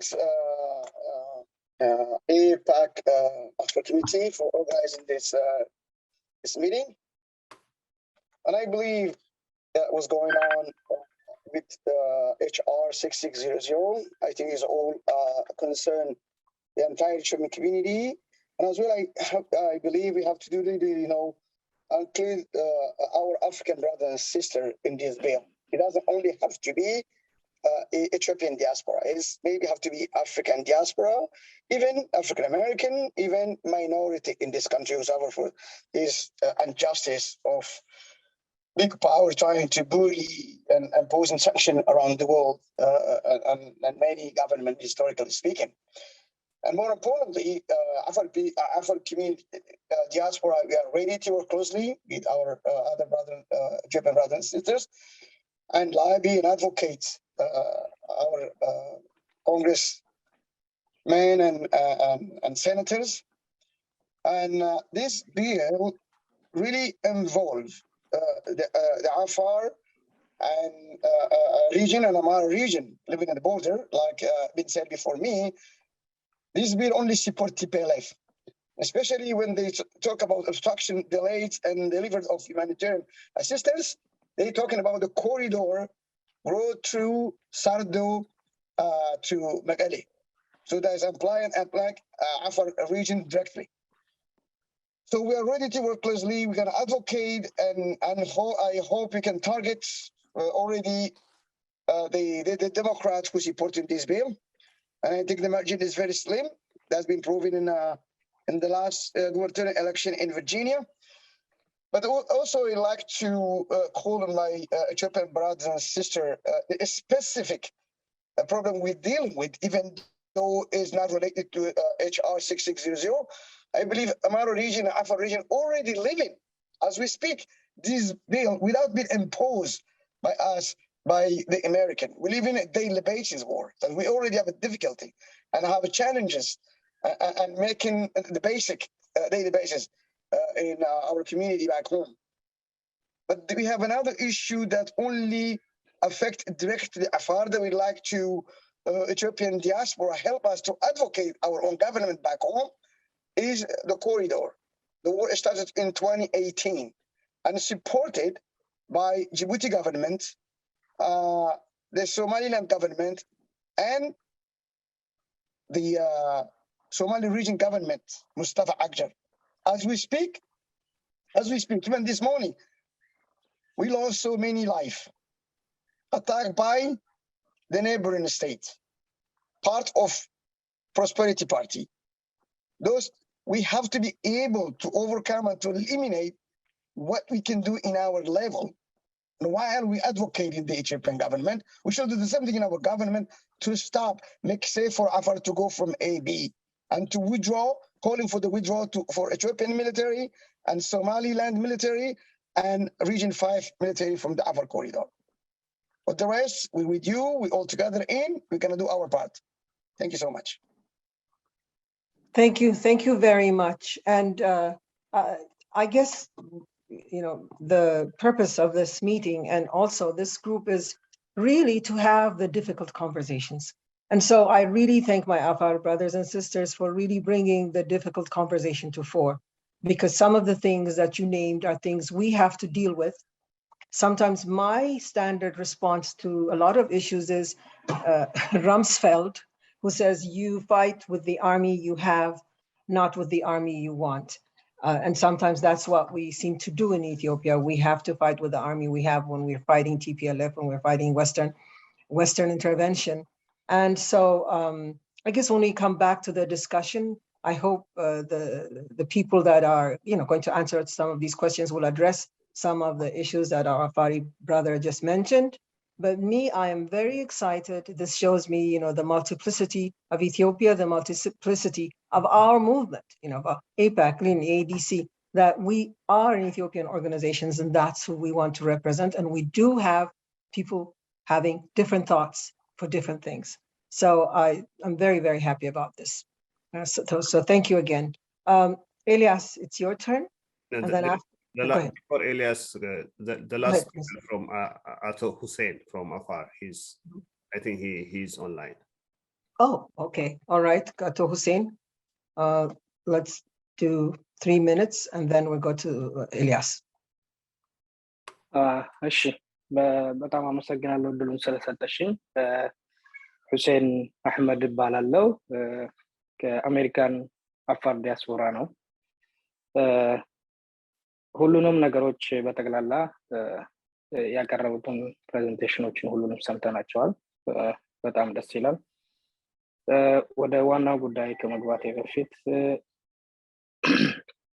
ያው ጦርነቱ ያስከተለብንን ችግሮች ብዙ አይነት ችግሮች አሉ። ጦርነቱ ሲካሄድ ከመካሄዱ በፊት ትግራይ ክልል ላይ የነበረው ግጭቶች በጣም ሰፊ ናቸው። የሚሰጠን ጊዜዎች ብዙ አይደሉም። ግን መከላከያ ትግራይ ለቆ ከወጣ በኋላ ወደ አፋር ክልል ላይ ወረራ የፈጸመው በያለው በኩል ነው። ያለው የምትባል ከተማ አለች። በያለው በኩል ከፍተኛ ጦርነት ነው። ልክ እንዳሁኑ ወደ አፋር ለመግባት ምክንያት ፈጥሮ ነበር። ከልዋል ላይ ያለው የመከላከያ ወይም የኦሮሞ ልዩ ኃይል እርምጃ ለመውሰድ ስለፈለገ ለሌላ ፖለቲካ ስለነበረ እናም ከልዋል ላይ ያለው የመከላከያ የኦሮሞ ልዩ ኃይሎች እና ደግሞ በዞን 4 ዋና ከተማ ከዛ ለእርዳታ የመጡ ወታደሮች ስለነበሩ ጥቃቱን ለመፈጸም የነበረበት እቅድም ስለነበረ ነው በዞን 4 ላይ ከፍተኛ ጦርነትን ያደረገው። ምክንያቱም አጋጭ ክልሎች መተው ስለነበሩ የገቡት በአፋር በኩል ነበርና እና እሱ እንዳለ ሆኖ በዞን 4 ዋና ከተማ ላይ ጦርነት ላውጅ ነው አሳልፉን ብለው ለሽማግሌዎች ጥሪ አቅርበዋል። ለአፋር ሽማግሌዎች የጎሳ መሪዎች አሉ። ምክንያቱም ከነበረው ከክልሉ መንግስት ጋር ስምምነት ስለሌላቸው አሳልፉን ብሎ ነው ጥያቄ ጠየቁት። ያንን ጥያቄ ጠይቀው አናሳልፍም የአፋር ሽማግሌዎች በማለታቸው ብቻ የጎሳሽ መሪዎች በዛ ተገለዋል። ከዛ በኋላ ነው ወደ ከተማው ዘልቀው የገቡት እና ጭፍራንና ያለውን ወደ ዳርሳጊታ የምትባል ከተማ ሲይዙ ትልቅ ከፍተኛ ጦርነት ተደርጓል። ምክንያቱም አንድ ላስረዳ የምፈልገው ምክንያት ሚሌ ማለት ምናልባት በስም ማታውቋት ከተማ ባትሆንም በሚዲያ ብዙ ጊዜ ተገልጣለች። ሚሌ የምትባለው ከተማ ለአዲስ አበባ ጥቁር አስፋልት ናት። እሱም በአፋር መንገድ የሚያልፍ ነው። ከጅቡቲ ቀጥታ ሲወጡ የሚያገኙት ዋና ከተማውን አልፎ ትልቅ ጉምሩክ ጣቢያ ያለባት ከተማ ናት። ያ ማለት የኢትዮጵያ ጉሮሮ የሚባለው ዋናው መስመር ማለት ነው። ኢምፖርትም ኤክስፖርትም የሚገባባት ከተማ ናት። ያንን ከተማ ተቆጣጠሩት ማለት ዛሬ አፋር የምትባለዋን ከተማ እናንተ ማታዩትም ነበር። ምክንያቱም የፌደራል መንግስት ውሳኔን ቢወስን እና እነሱን ለማስለቀቅ ትልቅ ጦርነት ቢከፈት ድሮን ጥቃቶችን ቢሰነዝር መንገዱን ለማስለቀቅ ሲባል ትልቅ ውድመት የሚፈጠር ነበር አፋር ክልል ላይ። መንገዱን አናሳልፍም አሉ የአፋር ሽማግሌዎች። መጽዋዕትነት መክፈል የሚገባቸውን ከፍለው የሚሊየን መንገድ ከመከላከያ ጋር በመሆን ትልቅ ጀብድ ፈጥረዋል። የምድር ድሮኖችም ተብሎ ቅጽል ስሙም ወጥቶላቸዋል አፋር። ይሄንን ማንሳት የፈለኩበት ምክንያት ምንድነው? ከጦር ስትራቴጂ አንፃር እኔ አሁን የናንተን እንትን አቀዋለሁ ግን ለማስረዳት ያክል ስለፈለኩ ነው። ምክንያቱም ችግሮቻችንን እንድታውቁልን እንፈልጋለን። ያንን መንገድ አገኙት ማለት ከፌደራልን ወደው ሳይሆን በግዱ ወደ ድርድር እንዲገባ የሚያደርጉበት ትልቅ ስትራቴጂ ስለሆነ ጦርነቱ አለቀ ተባለ። ኦኬ የመከላከያ መንግስት መከላከያው ከትግራይ ለቆ ወጥቷል። ከወጣ በኋላ ደግሞ መልሶ ወደ አፋር የመጣበት ምክንያት ምንድነው? አሁን ሰርዶን መንገድ መያዝ ይፈልጋል። ትናንት የሚሊዮ መንገድ አልተሳካለትም። ዛሬ ደግሞ የሰርዶን መንገድ መያዝ ይፈልጋል። ሰርዶና አፍዴራ ማለት የጅቡቲ ጠረፎች ናቸው። የጅቡቲን መስመር ለመያዝ ሲፈልጉ ነው አሁን መልሰው ወደ አፋር ክልል የገቡት። 4 ከተማ ከአፋር ክልል ተይዟል። ያ ማለት አንድ ዞን ማለት ነው። 5 ከተማ ናት፣ አንድ ሙሉ ዞን ሰሜናዊ ዞን የሚባለው። ያ ማለት ዞን 2 አካባቢ የሚገኘው ለትግራይ ክልል አዋሳኝ ከተማ ናት። ለትግራይ ክልል አዋሳኝ ከተማ የነበረችውን 5ቱን ዞን አሁን በጁንታው ስር ነው የሚኖረው ከተማው። የኢትዮጵያ መንግስት ግን ጦርነት ምንም አይነት ጦርነት የለም ብሎ ነው መግለጫ የሰጠው። ኢትዮጵያ ሊያሰጋት የሚችለው ምንም አይነት ጦርነት የለም። የኢትዮጵያ መከላከያ ወደ ትግራይ ገብቷል። ሲገባ ትልቅ መሳሪያን ይዘው ገብተዋል።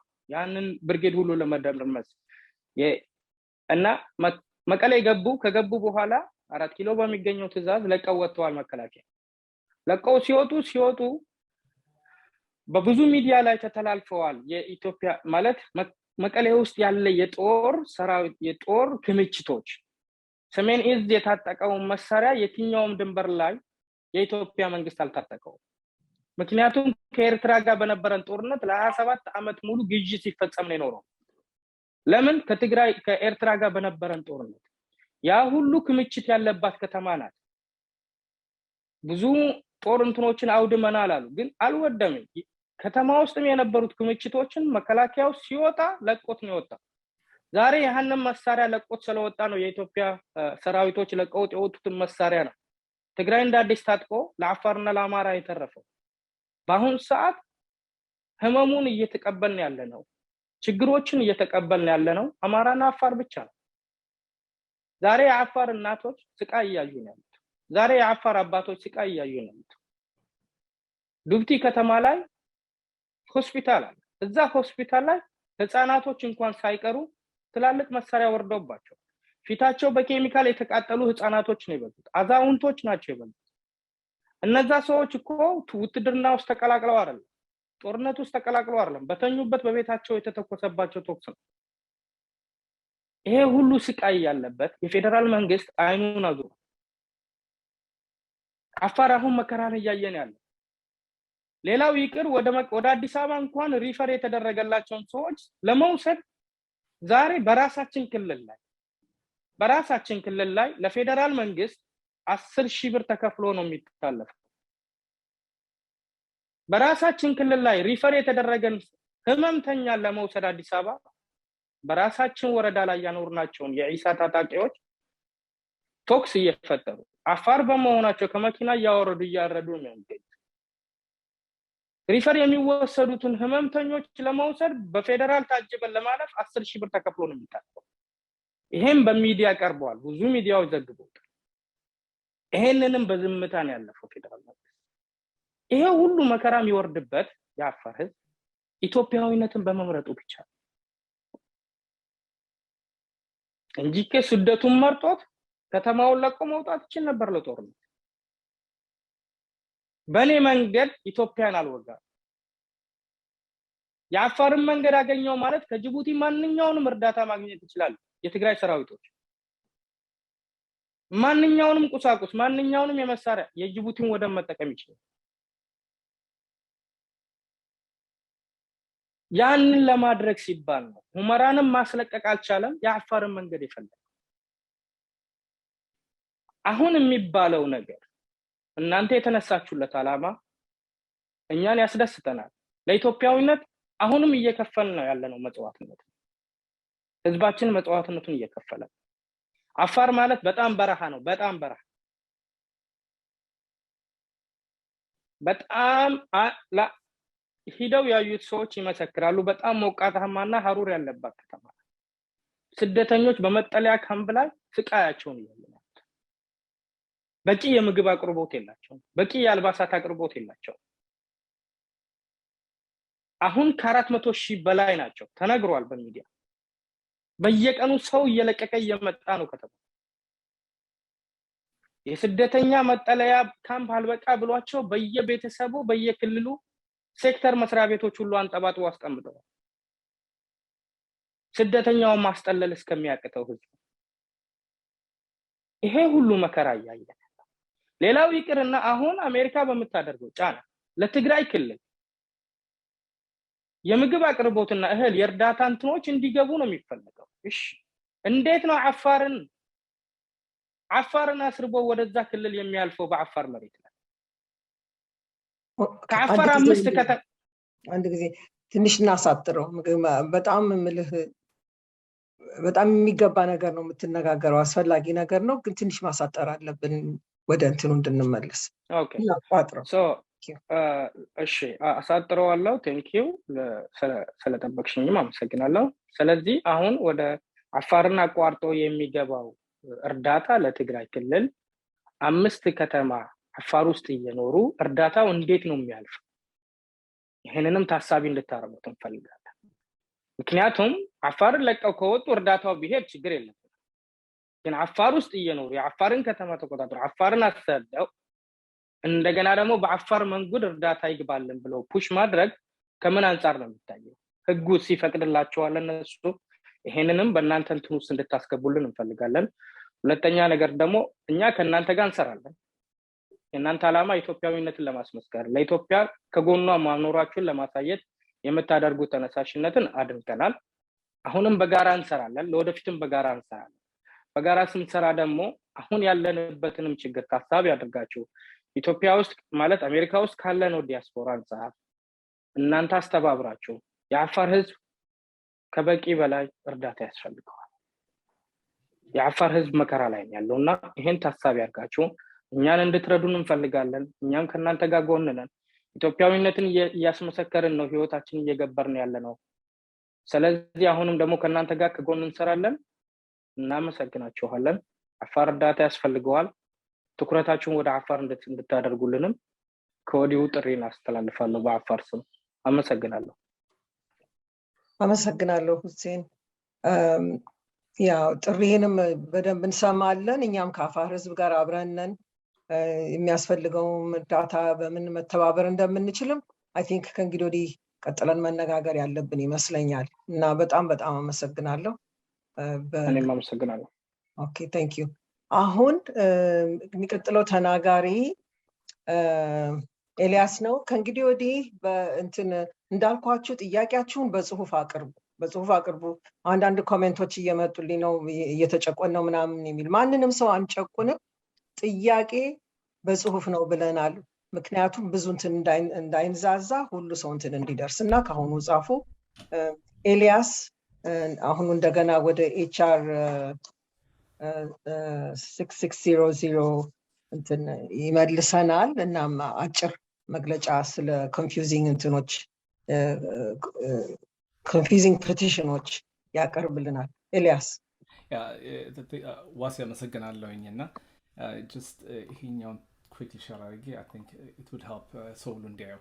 So at the moment እንግዲህ ሁላችሁም እንደምታውቁት HR 6600 ኮንግረስ ውስጥ ነው ያለው እና የተለያዩ ዲፍረንት የሆነው ኤልያስ ድምፅህን አንዴ ትንሽ ከፍ ታደርገዋለህ? Sure ማይክን ነው ጨምሯለሁ። ይሰማል አሁን? እሺ ሶ ኤችአር 6600 እንደምታውቁት በኮንግረስ ውስጥ ያለ ነው እና ለኢትዮጵያ በጣም አደገኛ ቦታ ላይ የሚጨምራት ቢል ነው እንደተነገረው እና ይሄ በጣም ሙጫሌን የሚመስል ነው። በተጨማሪ ደግሞ አሁን በእኛ በዳያስፖራዎች መካከል ከተለያዩ ኢትዮጵያ ክፍሎች ከመጣናቸው ሰዎች መካከል ትንሽ ኮንፊውዥን እና መምታታት አለ። ይሄ ኮንፊውዥን እና መምታታት በአንዱ ምሳሌ እዚህ ላይ በማሳየው ሰፖርት ኤችአር 600 ቢል በሚለው በቼንጅ.org ላይ በደንብ ሪፍሌክት ይደረጋል። ይሄ በጣም ኮኦርዲኔትድ የሆነ በደንብ ታስቦበት ብዙ ስራ የተሰራበት እንትን ነው change.org ላይ የወጣ ፔቲሽን ነው።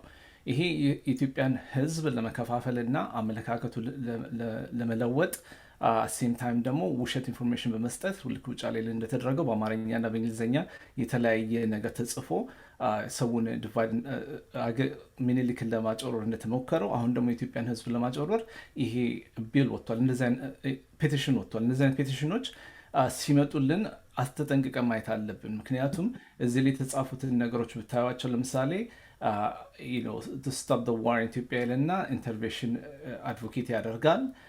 as well as further number 3 ነው በጣም ኢንተረስቲንግ። እዚህ ላይ ቲፒኤልኤፍ እና ኦኤልኤፍን ብሌም ያደርጋል። አራተኛ ላይ ደግሞ ቲፒኤልኤፍ ኢፒኤልኤፍ እና ኦኤልኤፍን ብሌም ያደርጋል። ቅድም አቶርኒ ደረጀ ደምሴ እንዳስረዳን there is no account ቢል ውስጥ ስለ ቲፒኤልኤፍን የሚያወግዝና የቲፒኤልኤፍን ስራ አፋር ላይ የሚደረገውን ስራ አማራ ላይ የተደረገውን ስራ አስወላስ ኢቨን እዛ ትግራይ ስላለ ህዝብ ላይ የሚደረገውን ስራ ክፉ ስራ የሚያስቆም ነገር አይደለም የሚወጣው። ይሄ የኢትዮጵያን መንግስትና የኢትዮጵያን ህዝብ አሽመድምዶ እዛም ያለውንም እዚህ ያለውንም ሰው አሽመድምዶ አገሪቷን at some point regime change ለማምጣት የሚሞከር ጥረት ነው። ይሄ ደግሞ ቢሉን ካነበባችሁት በተለይ ሴክሽን 5 እና ሴክሽን 5 እና ሴክሽን 6 ላይ ክሊርሊ በደንብ አድርጎ እንዴት የኢትዮጵያ መንግስት ምን ማድረግ እንዳለበት በጣም በተጣመመ መንገድ ነው ያቀረቡት። ቲፒኤልኤፍ አካውንተብል አይደለም፣ ሌሎች ኢትዮጵያ ውስጥ ረብሸን የሚፈጥሩ ሰዎች አካውንተብል አይደሉም እና ድራስቲካሊ ዲፍረንት የሆነ ፔቲሽን የወጣው ይሄ ፔቲሽን ሶፋር ወደ 1059 ሰዎች ፈርሞታል። ይሄንን መጠንቀቅ አለብን። እንደዚህ አይነት ነገሮች ሲመጡ አቮይድ ማድረግ አለብን። ቅድም ገነት እንዳለችው we have to resort to voter voice በቮተር ቮይስ መልእክታችን መላክ አለብን እና ኤፌክቲቭ የሆነ ነገሮች የምንሰራው ትሩ ቮተር ቮይስ ነው። ሁለት ሌላ ፔቲሽኖች አሉ ፖዚቲቭ የሆኑ ግን ቮተር ቮይስ ላይ መጠንከር አለብን እና እንደዚህ አይነት ፔቲሽኖች ደግሞ ሲያጋጥምና ሰው ሲልክልን ሰፖርት አድርጎ የሚለውን ስናይ ሬድ ፍላግ መውጣት አለበት። ይህንን እዚህ ላይ ያደረጉትን ዩቲዩብን ብታዳመጡት የተለየ ታሪክ ነው የሚያቀርበው። ቢሉን ደግሞ ሴክሽን 5 እና ሴክሽን 6ን ሰው ሁሉ ኢንከረጅ አደርጋለሁ እንዲያነበው። እሱን ብታነቡት ደግሞ ኢንታይርሊ ዲፍረንት የሆነ ነገር ነው ያቀረቡት። ስለዚህ ህብረተሰባችንን ዳያስፖራውን የምጠይቀው ሴክሽኑን እነዚህ ሁለቱን ሴክሽኖች በሙሉ ማንበብ እንኳን ጊዜ ባይኖራችሁ ሁለቱን ሴክሽኖች አንብቡና ፔቲሽን ፈርሙ ከተባላችሁ ሰፖርት ኤችአር 6600 ካለ ኖ ሰፖርት ፎር ኤችአር 6600 እና አይ ኖ ብዙ ጊዜ መፍጨት አልፈልግም። ብዙ ዲቴሎች ቀርበዋል እና ይሄ ሌላ ውጫ ላይ ያለ ነው። አገራችን መታደግ አለብን። ቨርጂኒያ ላይ እንዳደረግ ነው። እዚህ ላይ አንዳንድ ሰዎች አይቻሉ። ቨርጂኒያ ኤሌክሽን ላይ አብረን የሰራን ሰዎች ጠንክረን አንድ ላይ በርትተን ይህንን በተቻለ መጠን ባለን አቅም መቃወም አለብን፣ ማስቆም መቻል አለብን። ቮተር ቮይስ ላይ በየ24 ሰዓቱ እየገባችሁ እንደገና ሪሴንድ ማድረግ ትችላላችሁ እና እነሱን ኤፈርቶች እናድርግ። እነዚህ አጠያይቂ የሆኑ ፔቲሽኖች ሲመጡ አጤናቸው አንብባቸዋቸው ሰፖርት ካለ አውቶማቲካሊ ነው እባካችሁ እነሱን አትፈርሙ ለማለት ነው። ዋሲ that concludes my presentation. Okay, thank you. አሁን ጥያቄና መልስ ውስጥ እንገባለን። ኦኬ ጥያቄውን ለኤቭሪዋን ላኩ ነበር ያልነው፣ ግን አንዳንድ ቦታ አንዳንድ ጥያቄዎች እየመጡብን ነው ይላል እና መጀመሪያ አንዱ ጥያቄ ይሄ ኤችአር 6600 አልፏል የሚል ነው። ኖ አላለፈም። አንድ እንትን ብቻ ነው ያለፈው፣ የፎረን ኮሚቴን ብቻ ነው ያለፈው። እሱን አይ ዶንት ቲንክ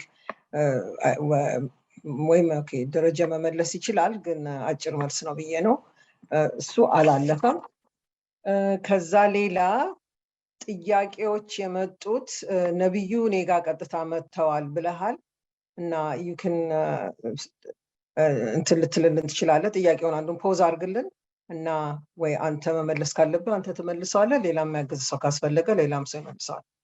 እጅ አሁን ከእንግዲህ ወዲህ እጅ አልቀበልም። አይቻለሁ እጅ እንደወጣ፣ ነገር ግን በጥያቄና መልስ በጽሁፉ አቅርቡልን። ኦኬ እሺ ነብዩ አቶ አብዬ ገብረ ህይወት please ask Hussein his contact information. We sent 2 containers of medicine and medical supplies, and we're sending more support we have in our hand. Yilal Kasida, IUEDA. I think it's more of a comment than a question. Yes. Okay. And now, Leila ጥያቄ ምን አለ? Okay, Lawrence Friedman Mimbilal. This for everyone. Hello, my name is Lawrence Freeman, political economic analyst for Africa. I'm an outspoken defender of Ethiopia's sovereignty. I am frequently on the Ethiopian media when I am, I'm frequently, the efforts to weaken the government of PM Abiy by some of the US government who want control of the Horn of Africa. I can say more, but you can also get more information by going to my website. Below, Lawrence Freeman, now website Achon Satawalisi. Now, thank you for this information. Okay, and I support much of what has been said this afternoon. Thank you, Mr. Freeman. Yeah, actually, we really like to acknowledge Lawrence Freeman's extensive work on Ethiopia. Yes. And in his effort to expose the Western intentions to destabilize that country. He has done an amazing work. So we just like to acknowledge that, and we like to express our appreciation. Yes. And we also like to ask him to continue to do the great work that he's doing. Yes, thank you. And I echo that, and maybe we can also invite him to be one of our speakers in one of our next events. Okay, thank you. Nabiyu, ጥያቄ አለን ያልከው? ያ ከመላኩ ተሾመ ጥያቄ ለአፋር እህታችን ቅድም ለተናገረችው አብረን ምን እያደረጋችሁ ነው የምታግዙን ብላ የጠየቀችው ምን አድርገን እንድናግዝ ትፈልጋለሽ? What does the Afar community want us to do to help you? የሚል ጥያቄ አለ። ኦኬ፣ ስለዚህ ይሄ ከሆነ እንትና እንድትመልስ እሷ ወይም ዋሲ አቡበከር የሚባል ከእንደዚሁ የአፋር ዲያስፖራ ላይ ያለ ሰው አለ። እሱም አዲስ ሊያደርገው ይችላል። አቶ አቡበከር ካለህ can you speak up? ያ ቅድም ጋብዣው ነበር። ሄሎ ይሰማል? ይሰማል። አለሁኝ። ቢስሚላህ ረህማን ረሂም። ፕሮግራማችሁ በጣም ጥሩ ነው፣ የተከታተልን ነው። ነገር ግን በጣም ልባችን የሚሰብረው ኢትዮጵያ ውስጥ ጦርነት ህዝብን እየጎዳ ነው። በተለይም የአፋር ህዝብና የአማራ ህዝብም እና የትግራይ ህዝብም በጣም ጎድተዋል። ጸሎት እያደረግን ነው ሰላም እንዲመጣ ለኢትዮጵያ ሰላም፣ ኢትዮጵያ ሰላም እንድትሆን፣ ሀገራችን ሰላም እንድትሆን ጸሎት እያደረግን ነው። አሁን በተለይ አፋር በጁንታ እየተወረረች ነው። እኛ ልባችን የሰበረው የኢትዮጵያ መንግስት ያወጣው መግለጫ ጦርነቱ ሳያልቅ ጦርነቱ አልቋል ብሎ መግለጫ ሲያወጡ በጣም ልባችን ተሰብሯል። መንግስት ጎን ሆነን እኛ እየተዋጋን ለኢትዮጵያ ድንበር ጠባቂ ሆነን ብዙ አመታት ኢትዮጵያን እንጠብቃለን። ነገር ግን አሁን በተደረገው ጦርነቱ ሳይቆም ጦርነቱ ቆሟል ብሎ መንግስት መግለጫ ሲያወጣ በጣም ልባችን ተሰብሯል። እንደገናም ደግሞ እኛ አፋርም አማራም በጣም በዚህ ጦርነት ተጎድቷል። ጄኖሳይድ ህዝቡ ጄኖሳይድ ሆነዋል። ሰላም ከመጣ ሰላም እንቀበላለን። ግን ለወደፊቱም አፋር ኮሚኒቲ እና የአፋር ወጣቶች ሽማግሌዎችን ከጎናችሁ ነው፣ አይዟችሁ ብለን ቀጥሉ። ሐሳቤን በዚህ መግለጽ እድል ስለሰጣችሁን በጣም አመሰግናለሁ። Thank you. አመሰግናለሁ። Popular demand, Lawrence Freeman, people want to hear from you. So if you could open the mic for Lawrence Freeman so that he can just say a few words to this group. Lawrence Freeman, are you there? Yes. Just a short message from Lawrence Freeman. Hello? Hello, can you Go hear ahead. me? Yes. Okay, thank you. Oh, my picture's upside down. Yes. Thank you very much for the opportunity to address some of the ideas. I think HR 6600 is a very strong legislation. Well, it's a resolution, and it's designed to weaken the central government of Ethiopia and make it more pliable to geopolitical demands that the West has on the Horn of Africa. Despite the denial by the State Department, I do believe they're very much aware of this legislation, and they're using it and holding over the head of the government of Ethiopia to say, look, we want to work with you, i.e. the State Department, and if you do what we say, things will move smoothly. If you don't, we have this draconian legislation in the House, and it's really draconian. So I think people should be aware that there's a larger policy behind HR 6600 that we should be aware of. I could say more, but I just wanted to give a few ideas. Thank you. Thank you so much. And we definitely will continue this conversation. We will definitely invite you to this. And I just want to remind people, there's only 162 people here today, but please, if you have signed the voter voice, that's good. If you, and please at least send it to 10 other people and make sure that they sign it. Just make that task, that's something that you can do, that's something that you can implement so that they can see that Ethiopians do not want HR 6600. Okay, thank you. The question was for Hanawi Idris. I think we should open her mic so she can tell us what she wants, what kind of help she wants. So Hanawi Idris, ላንቺ ተከፍቷል። ከሌላ ይክፈትላት አንድ ጊዜ። ጥያቄ እሷን ነበረ ቀጥታ አብይ ገብረሕይወት የጠየቀው ቅድም። She's on now. She's on. Okay, go ahead. Go ahead. ሰላም። ሄሎ ቀጥይ። በጣም አመሰግናለሁ። ጥያቄን በግምት ውስጥ አስገብታችሁ ይሄን እድል ስለሰጣችሁኝ እናንተ መርዳት በምትችሉት መልክ ነው። እኛ ደግሞ አሁን የጠፉ ሰዎች አሉ። በዚህ በጦርነቱ ምክንያት ስቲል ያልተገኙ ሰዎች አሉ። እንደገናም ከጦርነቱ ሸሽተው የመጡ ሰዎች አሉና በጣም ጎዳና ላይ ነው በብዛት የሚገኙት። በዛ መሃል ደግሞ የወለዱ ሴቶች አሉ። በብዛት ሴትና ህፃናቶች ምንም ስለ ፖለቲካው ምንም ነገር የማያውቁ በጣም ጉዳት ላይ ስለሆኑ ለነሱ በምን መርዳት ትችላላችሁ? በቻላችሁት እኔ ባልኩት ሳይሆን ላይክ እናንተ በምንድን ነው መርዳት የምትችሉት? እንደገና እንደዚህ ሰላማዊ ሰልፍ በማድረግም ሆነ በቻላችሁት እናንተ በምንድን ነው እኛ ጋር መርዳት የምትፈልጉት ነው ማለት ነው።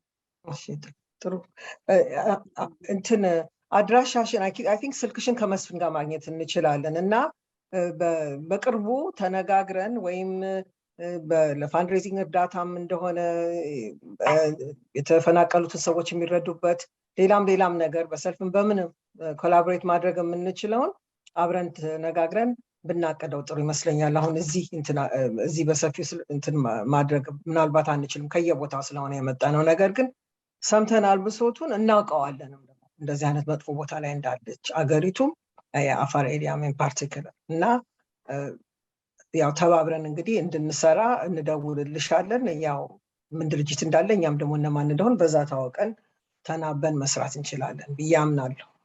እሺ በጣም አመሰግናለሁ። ኦኬ ታንክ ዩ። አሁን ሌላ ጥያቄ አንድ ጥያቄ አለ።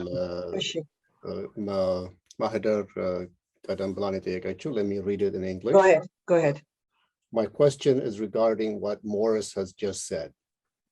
As Ethiopian Americans, you all represent Black America, whether we choose it or not. Is flipping states Republican really a useful strategy in the long run?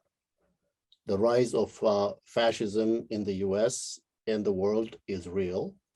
Do Ethiopians want to contribute directly to this rise? The Black community in the US has historically come to Ethiopia's aid. Today, once again, when we are faced with the struggle, is it strategic to choose a route that will further harm the community? Thank you. ለዚህ ጥያቄ መልስ መስፍን አንተ ብትመልስ ትችላለህ? Oh. Well, so this is a good question. This is a good question. This is a question that we have entertained, discussed many times. I think what one thing we would like to emphasize is it's important to have participation in both parties. We believe, I think its history would also agree that a full participation, a dynamic participation of the diaspora or the African community or the non-majority population within the Republican Party would have and should have a positive influence on the party, and it should. And so at this point, so what is our choice? Do we allow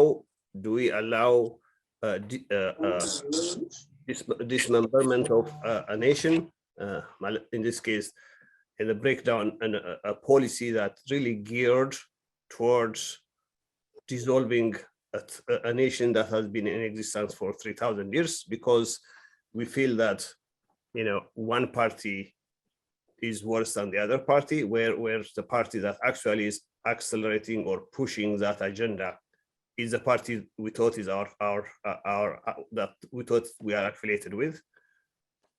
Do we, it's not for the short of, it's not trying or attempting to negotiate with the Democratic Party. We have pleaded, we'll continue to plead. We have said again and again what the issues are, what the causes are.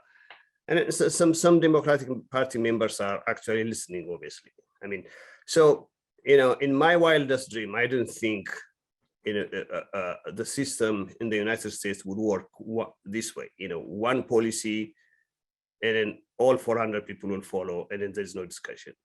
So what we have seen is that that's what we have seen, and the policy that is supported is hurting Ethiopia, has a potential actually to get to the country to a nation that we don't know. So what do? Do we then sacrifice a whole country in the hope of maybe someday these people will change their mind, or do we make a point or get attention at least from them to get our point of view so that they take it into consideration when they make decisions? What we have seen in the last 12 months is none of the parties care less until they know that you matter.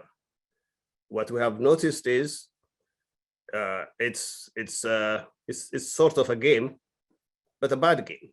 So you have to be in that game and protect yourself. So we don't know. We are not sure. If we agree fully with the comment that my friend made earlier, that there will be a party that will be there to just destroy mankind.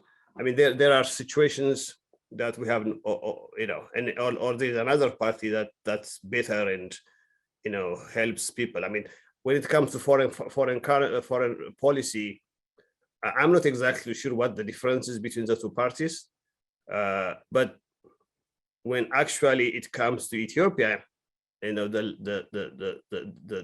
party that many Ethiopians put in office has been very unkind and has not been flexible, was not interested to even to listen to the story or the pain that we all have. The simple example is the fact that a legislation of this draconian, some lawyers said, actually, I have heard Attorney Dredge even say that this kind of legislation may not even pass because it's so outrageous. So this wasn't the Republican Party. It's a bipartisan, of course, but it was designed by the Democratic Party. So what do you do? So we are in a situation now. So do we believe are these parties? So at this point, we have decided to make an Ethiopia issue or our voting issue a one issue, kind of voting issue. So because we probably wouldn't need to do this if the circumstances were different. But the circumstances we are in, either we have a nation called Ethiopia or we don't. The way the last 12 months went, the way the coordinated attack on Ethiopia was on every front, and the one-sided policy, the illogical policy, it's not a coincidence. It's not a coincidence. I don't. If anybody believes that's a coincidence, I don't think you should. So what do you do? So you have to fight back. You have to get back and explain to people who are in power, and then those who are willing to understand, willing to change their policy. So that those are the people that we should be talking to. People who would totally refuse to talk to us, irrespective of what party they are. Honestly, it doesn't matter what party they are. It means that these are people or legislators who wouldn't mind to see 100 million people marching with plastics በጀርባቸው ተሸክመው ስደተኛ መሆን ማየት ጉዳያቸው አይደለም ማለት ነው። So really, guys, this is, I wouldn't take this more than, so what's our choice? What's happening at this point? So what is the most logical action to take when a powerful government like our government has taken a draconian action that makes no sense to us? In how whatever effort to make to explain, nobody is listening to us. And so what do you do? So at this point, I wouldn't, we have decided not to worry about party politics. We have decided to just focus on what makes sense to how do we do good for the Ethiopian people? What is that Horn of Africa going to look like if this policy was to be implemented? And more equally, this is so bad for American policy. It's just such a bad approach for US policy itself. We believe, I think, our approach is right. Our action is right, and then we have to stick to it. We have to stay together on this one. And then, what I would say is there are cases, there is a luxury. Differences are luxury, right? If a choice to like or not to like one thing is a luxury. That's only if you have a country and if you exist. So let's just make sure, let's differentiate luxury versus survival. At this point, we are talking about surviving of a nation. Then you can fight among ourselves. That's fine. So, thank you.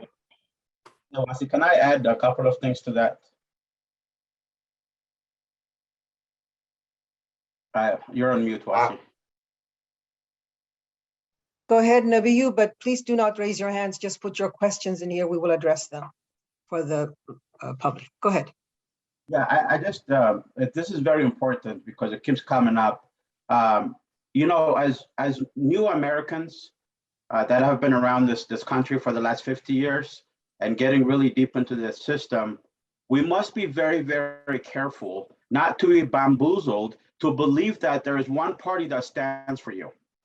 The notion that the Democratic Party exclusively is for Black America is a fallacy. The party alignment system is really another way of misguiding people. We shouldn't consider one party our savior and feel like we're obligated to vote for one party and also demonize a whole party based on a few people. The two-party system is terrible, but there is a lot of lip service that Democrats have been doing for Black America and for Africa. Musfin mentioned foreign policy. I want to remind you something. The United States has bombed African countries several times within the past 30 years. Did you know that every single time Africa has been bombed, the president has been a Democrat president, including the bombing of a medical facility, an aspirin factory in Sudan that was bombed by Bill Clinton, including Libya that was completely destroyed by Obama, including what's happening now in Ethiopia under Biden. So let's not make Democrats heroes. They're not. And let's not completely throw Republicans out the door. What I urge you to do is look at the candidate and the politician as an individual. What does that person has done for us? I'm not a Republican, I'm not a Democrat, but has there anyone in Congress that has done more for Ethiopia than Senator Jim Inhofe from Oklahoma? So are you going to be his racist because he's a Republican? Please, let's look at the individual. What policies are they doing? What are they doing for our community here? What are they doing for Africa? And let's vote based on that individual. But the notion that just because we're Black, we have to somehow are obligated to vote for Democrats, that's another form of slavery. I'm sorry, but we got to overcome that and think independently. Thank you. Thank you. So we have several questions around. There's one question that says, okay, if the diaspora community aligns behind the Afar and Amhara people, or say that, that this oppression is happening, that there may be more supporters for HR 6600. And so to me, yes, but the thing is, everyone is talking about the oppression and the suppression of the Amhara and Afar people right now. And so it's just the way how people pose the questions and what they're asking for. But I don't think anybody right now is denying that the Amhara people are really the brunt of the TPLF and Shani, and the same with the Afar people. So, but my issue is if we're going to attach the question of HR 6600 to this question, then that is really a mistake. I don't think we have really understood what was said today, what Attorney Daraja said, what Nabi also talked about, of the implications of HR 6600. So it would behoove us really well if we learn to separate the two. I mean, we can still struggle and articulate whatever issues we have with the Ethiopian government, but at the same time, we can vote not to support HR 6600 because it is detrimental to all of us. And I don't know, maybe Attorney Daraja, if you want to say something about that a little bit, just to stress on how bad this is, it would really be helpful to us.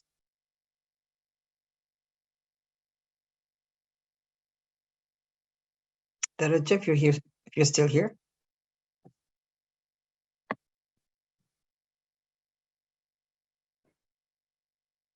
Okay, so I think maybe he stepped away for a minute. Yeah, he's here. He's just give me 1 second. Okay. He's turning the microphone on. Okay. So Daraja would just be. Yeah, I could hear you, but I needed to put on my, let me, so you can see me better. Ushi, so English or Amharic? Okay, whatever. So, go ahead. Here's the thing. I think Ethiopian, there's room to support politicians that are helpful to us, and also that would advance the interest of African Americans, Black people in general in the United States. I think what we're trying to do is push people to a position where they can see our point of view. And that may happen over 1 cycle, 2 cycles, 3 cycles, or several, it may take several cycles of election. But we need to establish ourselves as a formidable force. And establishing yourselves as a formidable force needs to requires us to take a position. And sometimes we take a position against people that we think are good on some issues, but are horrible for Ethiopia. So this organization has a purpose, and the purpose is to promote the interest of Ethiopia and Ethiopians. So that has to be the main and pivotal concern of the organization. We can participate as Ethiopian Americans in other organizations. I am very active in the Democratic Party in many different levels. We traveled to different places to campaign for Democratic candidates. In the meantime, if someone that I support takes a drastic position, such as supporting HR 6600, which will be detrimental to 110 million people, that can actually suffocate the country economically, militarily, to a point where we lose the democratic system the country started. We have the first elected in my lifetime and a lifetime of everyone, first democratically elected government, whether, there are some issues you can point out, but at least as election goes, it's the first time that there was at least some semblance of democratic process. And for some congressman who was elected with who won by 5 points or whatever, 3 points last time around, to come up with a resolution that puts the country under the US Congress control, that's unacceptable. And we have to voice our concern. We have to be very strong. We have to support whoever is going against this guy. I don't care if, that person is completely unacceptable in every respect, but we want to make sure this person knows that there is a consequence to taking a position such as this, and others should know that.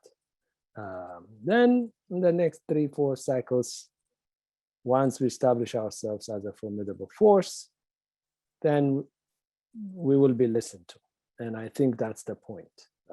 So the long-term plan is we can realign our position with other interest groups, but first and foremost, you have to establish yourself as a formidable force. And to do that, you may have to take some actions that you may not like.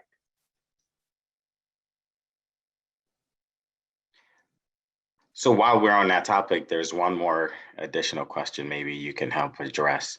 There's a question from Fikru Debebe.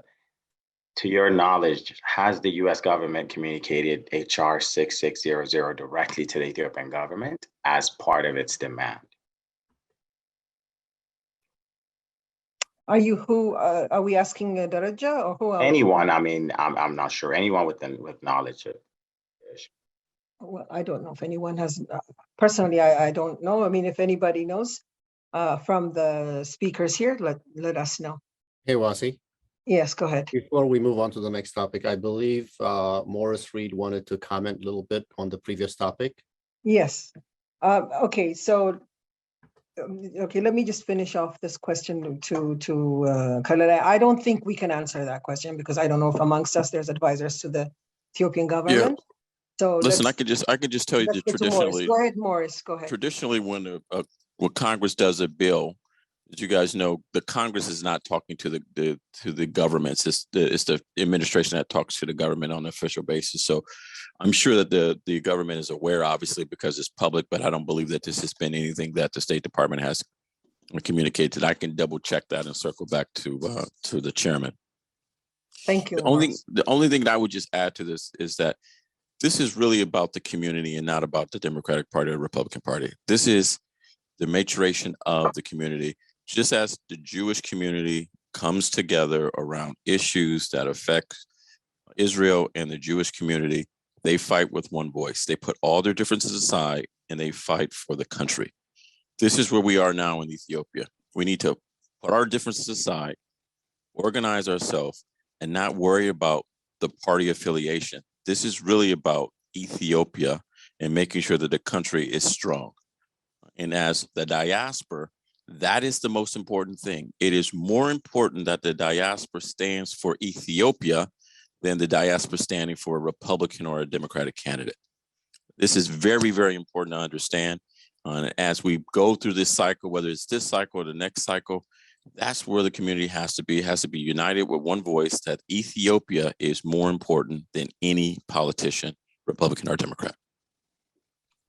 Thank you, Morris. So before we close, because we're almost, we're past the hour that we said we'd close.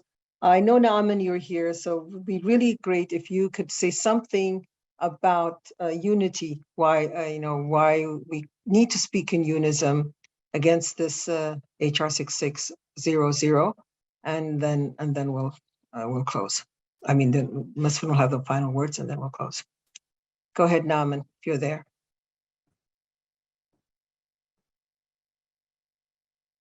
Naaman Adla, Addis Ababa.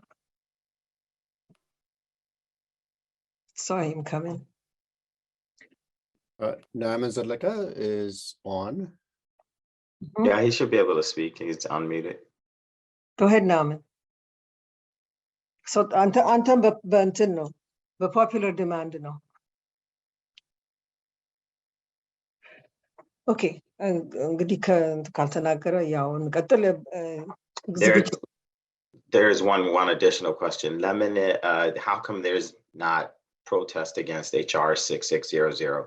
We need no more like protest against this bill.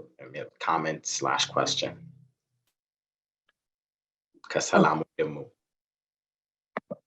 I think ትግሉ እንትን እያለ ነው እየቀጠለ ነው. I think we're all still working on it. We're not done with the HR 6600. ሰላማዊ ሰልፎችም ምኖችም ፕላን እየተደረጉ ነው. እና I don't know ሌላ ሰው እዚህ ላይ መጨመር የሚፈልግ ካለ ወይ ነብዩም you're part of it, መስፍንም ሁላችንም አብረን እየሰራን ነው እና ባጭሩ እሱ ነው መልሱ. There are things happening. We'd like everybody to participate. ሰውን እንዳይሰለቸው ነው ይሄ ሰልፍ በዛብኝ ያለ እንዳቆም ነው እንጂ አለ አሁንም ይሄ ሁሉ ፓርት ኦፍ ኢት ነው እና እዚህ ላይ መጨመር የሚፈልግ ሰው ካለ ኦኬ እሺ እንግዲህ በቃ I think I'm sorry Naaman is joining and Ethiopia እንትን ነው ሆኖ ነው he's joining okay Naaman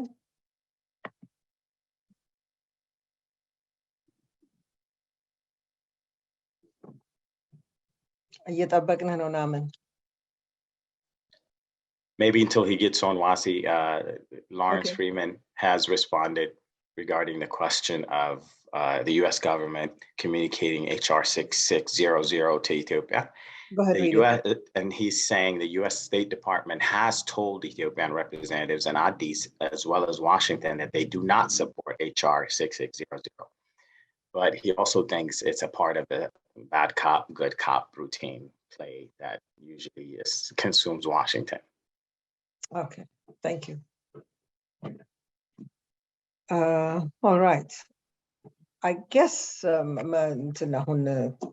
ማለት አለብን በጣም እናመሰግናለን እዚህ ስለመጣችሁ እና በሞላም በጎደልም ስለ HR 6600 መነጋገር ችለናል I know አንዳንድ ጥያቄዎች ስለ መንግስት ሰፖርት በመድረግ አለመደረግ የሚለው የአፋርም ጥያቄ ሬስ መደረጉም ኢምፖርታንት ነው ምክንያቱም በአሁኑ ጊዜ ያለው ሲቹዌሽን ኢትዮጵያ ውስጥ ይሄ ነው እና ከአፋር ወንድሞች እህቶቻችን ጋር ደግሞ ስላገናኘን በጣም ደስ ያለ እንትን ከፍ ያለ ደስታ ነው እኔ ፐርሰናሊ የተሰማኝ እና ከእንግዲህ ወዲህ ደግሞ አብረን እንደምንሰራ እዚህ HR 6600ንም እንትን ለማድረግ ለማሳገድም ቢሆን በሌላም በኩል አገር ውስጥ አንዳንድ ነገር በዲቨሎፕመንት በምናምን አብረን ፓርትነር እንደምናደርግ ተስፋ አለኝ እና አሁን በዚህ ላይ እንጨርሳለን መስፍን if you have a few final words to say በዛ እንዝጋ እሺ thank you ዋሲ ስብሰባውን ጥሩ አድርገሽ ስለመራሽው በስብሰባው ተሳታፊ ስም ላመሰግንሽ ፈልጋለሁ የሚቀጥለው እንግዲህ የተለያዩ ተግባራት ይከወናሉ ይሄንን ህግ እንዳይሆን ይሄንን ቢል መቋቋም ስለሚያስፈልግ ብዙ ስራዎች አለ we are going to reach out to all of you ባካችሁ ሁላችሁም ተባበሩ ሰምታችኋል እንዴት አይነት መጥፎ ሁኔታ ላይ ሊጥል የሚችል ህግ እንደሆነ አቶርኒ ደረጀ ደምሴ በጣም እግዚአብሔር ይስጥልን አይ ኖ ኢትዮጵያዊ ኦብሊጌሽን ነው ግን በጣም በሚገርም ሆና ሲምፕሊፋይ አድርገዋል እንግዲህ እንደው አንድ ነገር ለማለት የምፈልገው ለዚህ ስብሰባ ስንዘጋጅ ከአፋር ወንድሞቻችን ጋርም እንደዚሁም ከሌሎች ግሩፖች ጋርም ተገናኝተን ተነጋግረናል እና ሁላችንም ምክንያቱም ቅድም ነብዩም እንዳለው አንዳንድ ጸረ ኢትዮጵያ የሆኑ ኃይሎች 6600 ቢደገፍ ጥሩ ነው ሚልና ምክንያቱም የኢትዮጵያን መንግስት ነው የሚጎዳው ሚል ነገር ነበርና ያው እሱ እንግዲህ በደም ተብራርቷል እሱ አስተሳሰብ ደካማ አስተሳሰብ ነው የሚሰራ ጥቅም ያለው አይደለም የጸረ ኢትዮጵያ ኃይሎች የሚያራምዱት አስተሳሰብ እንደሆነ እንደተረዳችሁ ተስፋ እናደርጋለን ኢሹአችንን ኮምፓርትመንታላይዝ ማድረግ መቻል አለብን አገር ሲኖር ሁሉም ነገር ይኖራል መጀመሪያ አገር መኖር አለበት ከዛ በኋላ እርስ በርሳችን እንጨቃጨቃለን እንዴት አድርገን ያቺኛውን እዚህ ኮርነር ያለችዋን ነገር እንወስዳታለሁ ያቺኛውን እንትን ይካፈላል የሚለው ነገር ላይ በኋላ እሱ ዝርዝሩ ላይ እንሄዳለን ግን መጀመሪያ የኢምፔሪያሊዝም ተጽዕኖ በጣም የተቀናጀ የኢምፔሪያሊዝም ተጽዕኖ የሚያስጥል ህግ ተዘጋጅቶ ኢምፖዝ ለመደረግ በሚዘጋጅበት ሰዓት እዚህ ላይ መስማማት መቻል አለብን አንድ ነገር ላይ ሁላችንም መስማማት መቻል አለብን ይሄኛው ልክ አይደለም ሌላው የራሳችን ጉዳይ ነው ከእርስ በርሳችን የምንጣላው ነገር ያንን መጣላታችንን አድቫንቴጅ በመውሰድ ኤክስፕሎይት በማድረግ ነው ይሄንን ህግ ለማስፈጸም የሚሞክረው እርስ በርሳችን መባላታችንና አሁን ይሄ 6600 ትክክል ነው ብሎ የሚል ግሩፕ እንደሚነሳኩ ያውቃሉ የሚያደርጉት ሰዎች ያውቃሉ እና ያንን ሁኔታ አሁን እስከዚህም ያደረሰን ያው እርስ በርሳችን እንትን ማለት እና እንግዲህ አንድ ሰው ትላንትና አንድ መልእክት ላከልኝና የስቴት ዲፓርትመንት ከ81ዱም የኢትዮጵያ ኤትኒክ ግሩፖች ጋር ሊገናኝ ሐሳብ አለ ወይ አሉ ምክንያቱም በተራ የኤትኒክ ግሩፖች እየሰበሰቡ ያነጋግራሉ ኢትዮጵያዊ ሚል ዩናይትድ የሆነ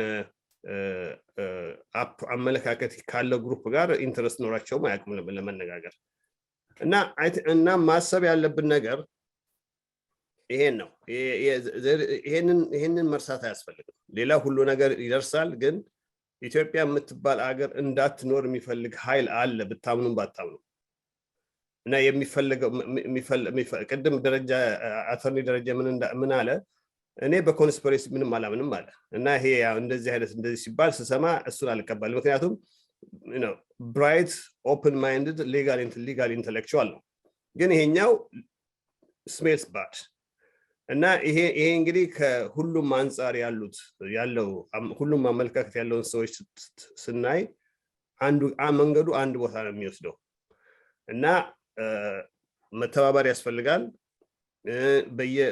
ባለፈው አሁን 10,000 ሰው ብቻ ነው ለምሳሌ ቮተር ቮይስ ላይ የላክነውን ሜሴጅ የፈረመው ይሄ ሰው ሁሉን ሰው አስቆጥቶ በአሁኑ ጊዜ 100,000 ሰው መጮህ ነበረበት እኛ እንግዲህ 1 ሚሊዮን ነን ብለን ነው የምናወራው ቢያንስ 700,000 ኢትዮጵያውያን አክሮስ ዩናይትድ ስቴትስ ይኖራሉ ይሄ ፎርሚደብል ፎርስ ነው ድምጽ የፖለቲካል ፓወርም አለን ፋይናንሻል ፓወርም አለን ከፈለግን እንችላለን እና ይሄንን ለማለት ነው ናምን አይ ቲንክ መጨረሻ አይ ቲንክ he managed to come in ናምን I'll give you the last word ሁላችሁም 2 ሰዓት ከምናምን የቆያችሁ ታበራችሁን በጣም እናመሰግናለን ቮተር ቮይሱን ሙሉልን AEPAC.org ላይ ሄዳችሁ ዌብሳይቱን ጎብኙት እና እናመሰግናለን ናምን give us your blessings and then we'll close the meeting yes before Naaman jumps in okay, go ahead okay echo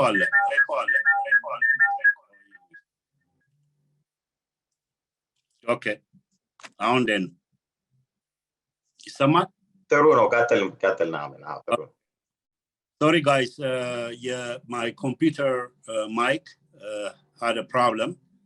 አሁን ጆይን ያደረኩት ስልኬ ነው።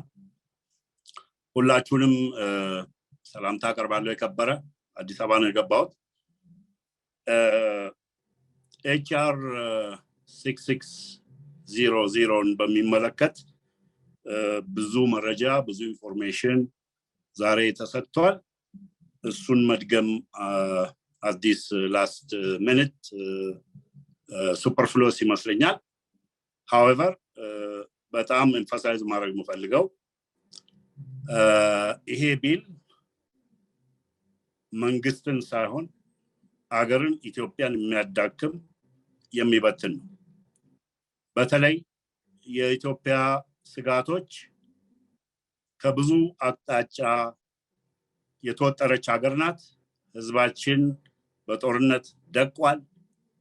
መፈናቀሉ፣ መገደሉ፣ መሰደዱ፣ ቢሊየንስ ኦፍ ኢንፍራስትራክቸር ዲስትራክሽን፣ ኢትዮጵያ ውስጥ ያለው ኢንፍሌሽን፣ ኢኮኖሚክ ሴኩሪቲ፣ ፖለቲካል ኮምፓውንድድ የሆኑ ክራይሲስ ፕሮፖርሽን፣ ድርቁ፣ ድራውቱ፣ ክላይሜት ቼንጅ ኤቭሪቲንግ ይሄ ቢል ካለፈ I see it as a very dangerous የኢትዮጵያን ሁኔታ ወደ ሌላ ትራጀክተሪ እጅግ አስፈሪ ትራጀክተሪ የሚወስድ። ይሄን ቢል የሚደግፍ ኢትዮጵያዊ ካለ ኢትዮጵያዊ አይደለም። We have to fight back with all our might, with all our power, relentlessly, forcefully, clearly mobilize each and everyone in every city, in every state. Ethiopia በሙሉንም ቢል እንዳል all our network, all our wits and wisdom and force and time መጠቀም። አገሪቱ እኔ እዚህ ነኝ ያለሁት፣ አፋር ሄጃለሁ፣ ሶማሌ ሄጃለሁ፣ አማራ ሪጅን ሄጃለሁ፣ ደቡብ ሄጃለሁ። I've been in many regions in the past 1 month. Everywhere ኢትዮጵያ has ተዳክሟል። ከላይ የሚወራው በመንግስት ደረጃ የሚነገረው አይደለም። ሪያሊቲው ኢኮኖሚክ የኤትኒክ ኮንፍሊክቱ የወለጋን ታውቃላችሁ፣ የመፈናቀሉ የመንግስት አቅም አለመኖር እነኚህ በሙሉ ዳይቨርጅ ሲያደርጉ ኮንቨርጅ ሲያደርጉ ኮምፓውንድ ሲያደርጉ እጅግ አስፈሪ የሆነ ሁኔታ አለ። ይሄ የውጭ ጫና in the form of HR ኢትዮጵያን የማዳከም ኢትዮጵያን የመበታተን እንደዛ አይነት ሞቲቭ ባይኖርም አሁን ቀደም ሲባል ኮንስፒረሲ የለም ነው። There is conspiracy. My friend, my brother. Conspiracy is not a party. There is a determined cabal within the Biden administration, determined to help the TPLF by any crook and hook. And this is confirmed by even foreign friends that we know and we met, must know. So there is a cabal, a group within the Biden administration determined to weaken this government, to weaken Ethiopia, to help the TPLF. So we have to fight back. There are certain networks within the US Congress, Gazi, Kabal Gad, Ethiopia, TPLF, long-time friends within the Biden administration, 5-6 people who are working on tandem again and again, using all kinds of instruments. We have to fight back. ይሄ ቀላል ነገር አይደለም። ከዚህ በፊት ከገጠመን አደጋ አሁን ያለውን አደጋዎች ስጋቶች በሙሉ ኢትዮጵያን ኮምፓውንድ ማድረግ እጅግ አደገኛ ትራጀክተሪ ነው። ይሄን መንግስት ሳይሆን የኛን ህዝብ የኛን ሀገር የሚያዳክም እጅግ አደገኛ የሆነ ቢል። So the next few weeks all of us will be engaged again aggressively and decisively in all media. We have to call on Ethiopians to unite, fight forcefully. It is not about Abiy Ahmed. I don't give a shit. I'm sorry. It's not about Ethiopian government. Capacity, all this merz and dirt. 27 years. I understand that. It's about saving 110 million people. So when the moche, we have to fight back. We have to organize. It starts locally. Let's organize. Let's fight back. Let's do everything in our power to stop it. Thank you. Thank you, Naaman. Thank you, everyone. ነገም ዝግጅቶች አሉ። አንደኛው ከኒውዮርክ አካባቢ ነው የተዘጋጀው፣ አንደኛው በነ ዲያቆን ዮሴፍ ነው የተዘጋጀው። ሁለቱም ስለ HR 6600 ናቸው። ሁሉም the same ነው ጎላችን። ያንንም ብታዳምጡ ኢንከሬጅ እናረጋችኋለን። በተረፈ ፕሊዝ በትዊተር ተከታተሉን። እኛ ትዊተር ካምፔን እናረጋለን። ኤፓክም ግሊንም እና ሪትዊት አድርጉ። እናንተ ራሳችሁ መጻፍ ባትፈልጉ ስለዚህ የምንጽፈውን እና ሪትዊት አድርጉ። ለኮንግረስ ላኩ፣ ለፕሬዚደንቱ ላኩ፣ ለወዳጆቻችሁ። በጣም እናመሰግናለን። Thank you, everyone. Have a wonderful rest of the weekend. Okay? Bye.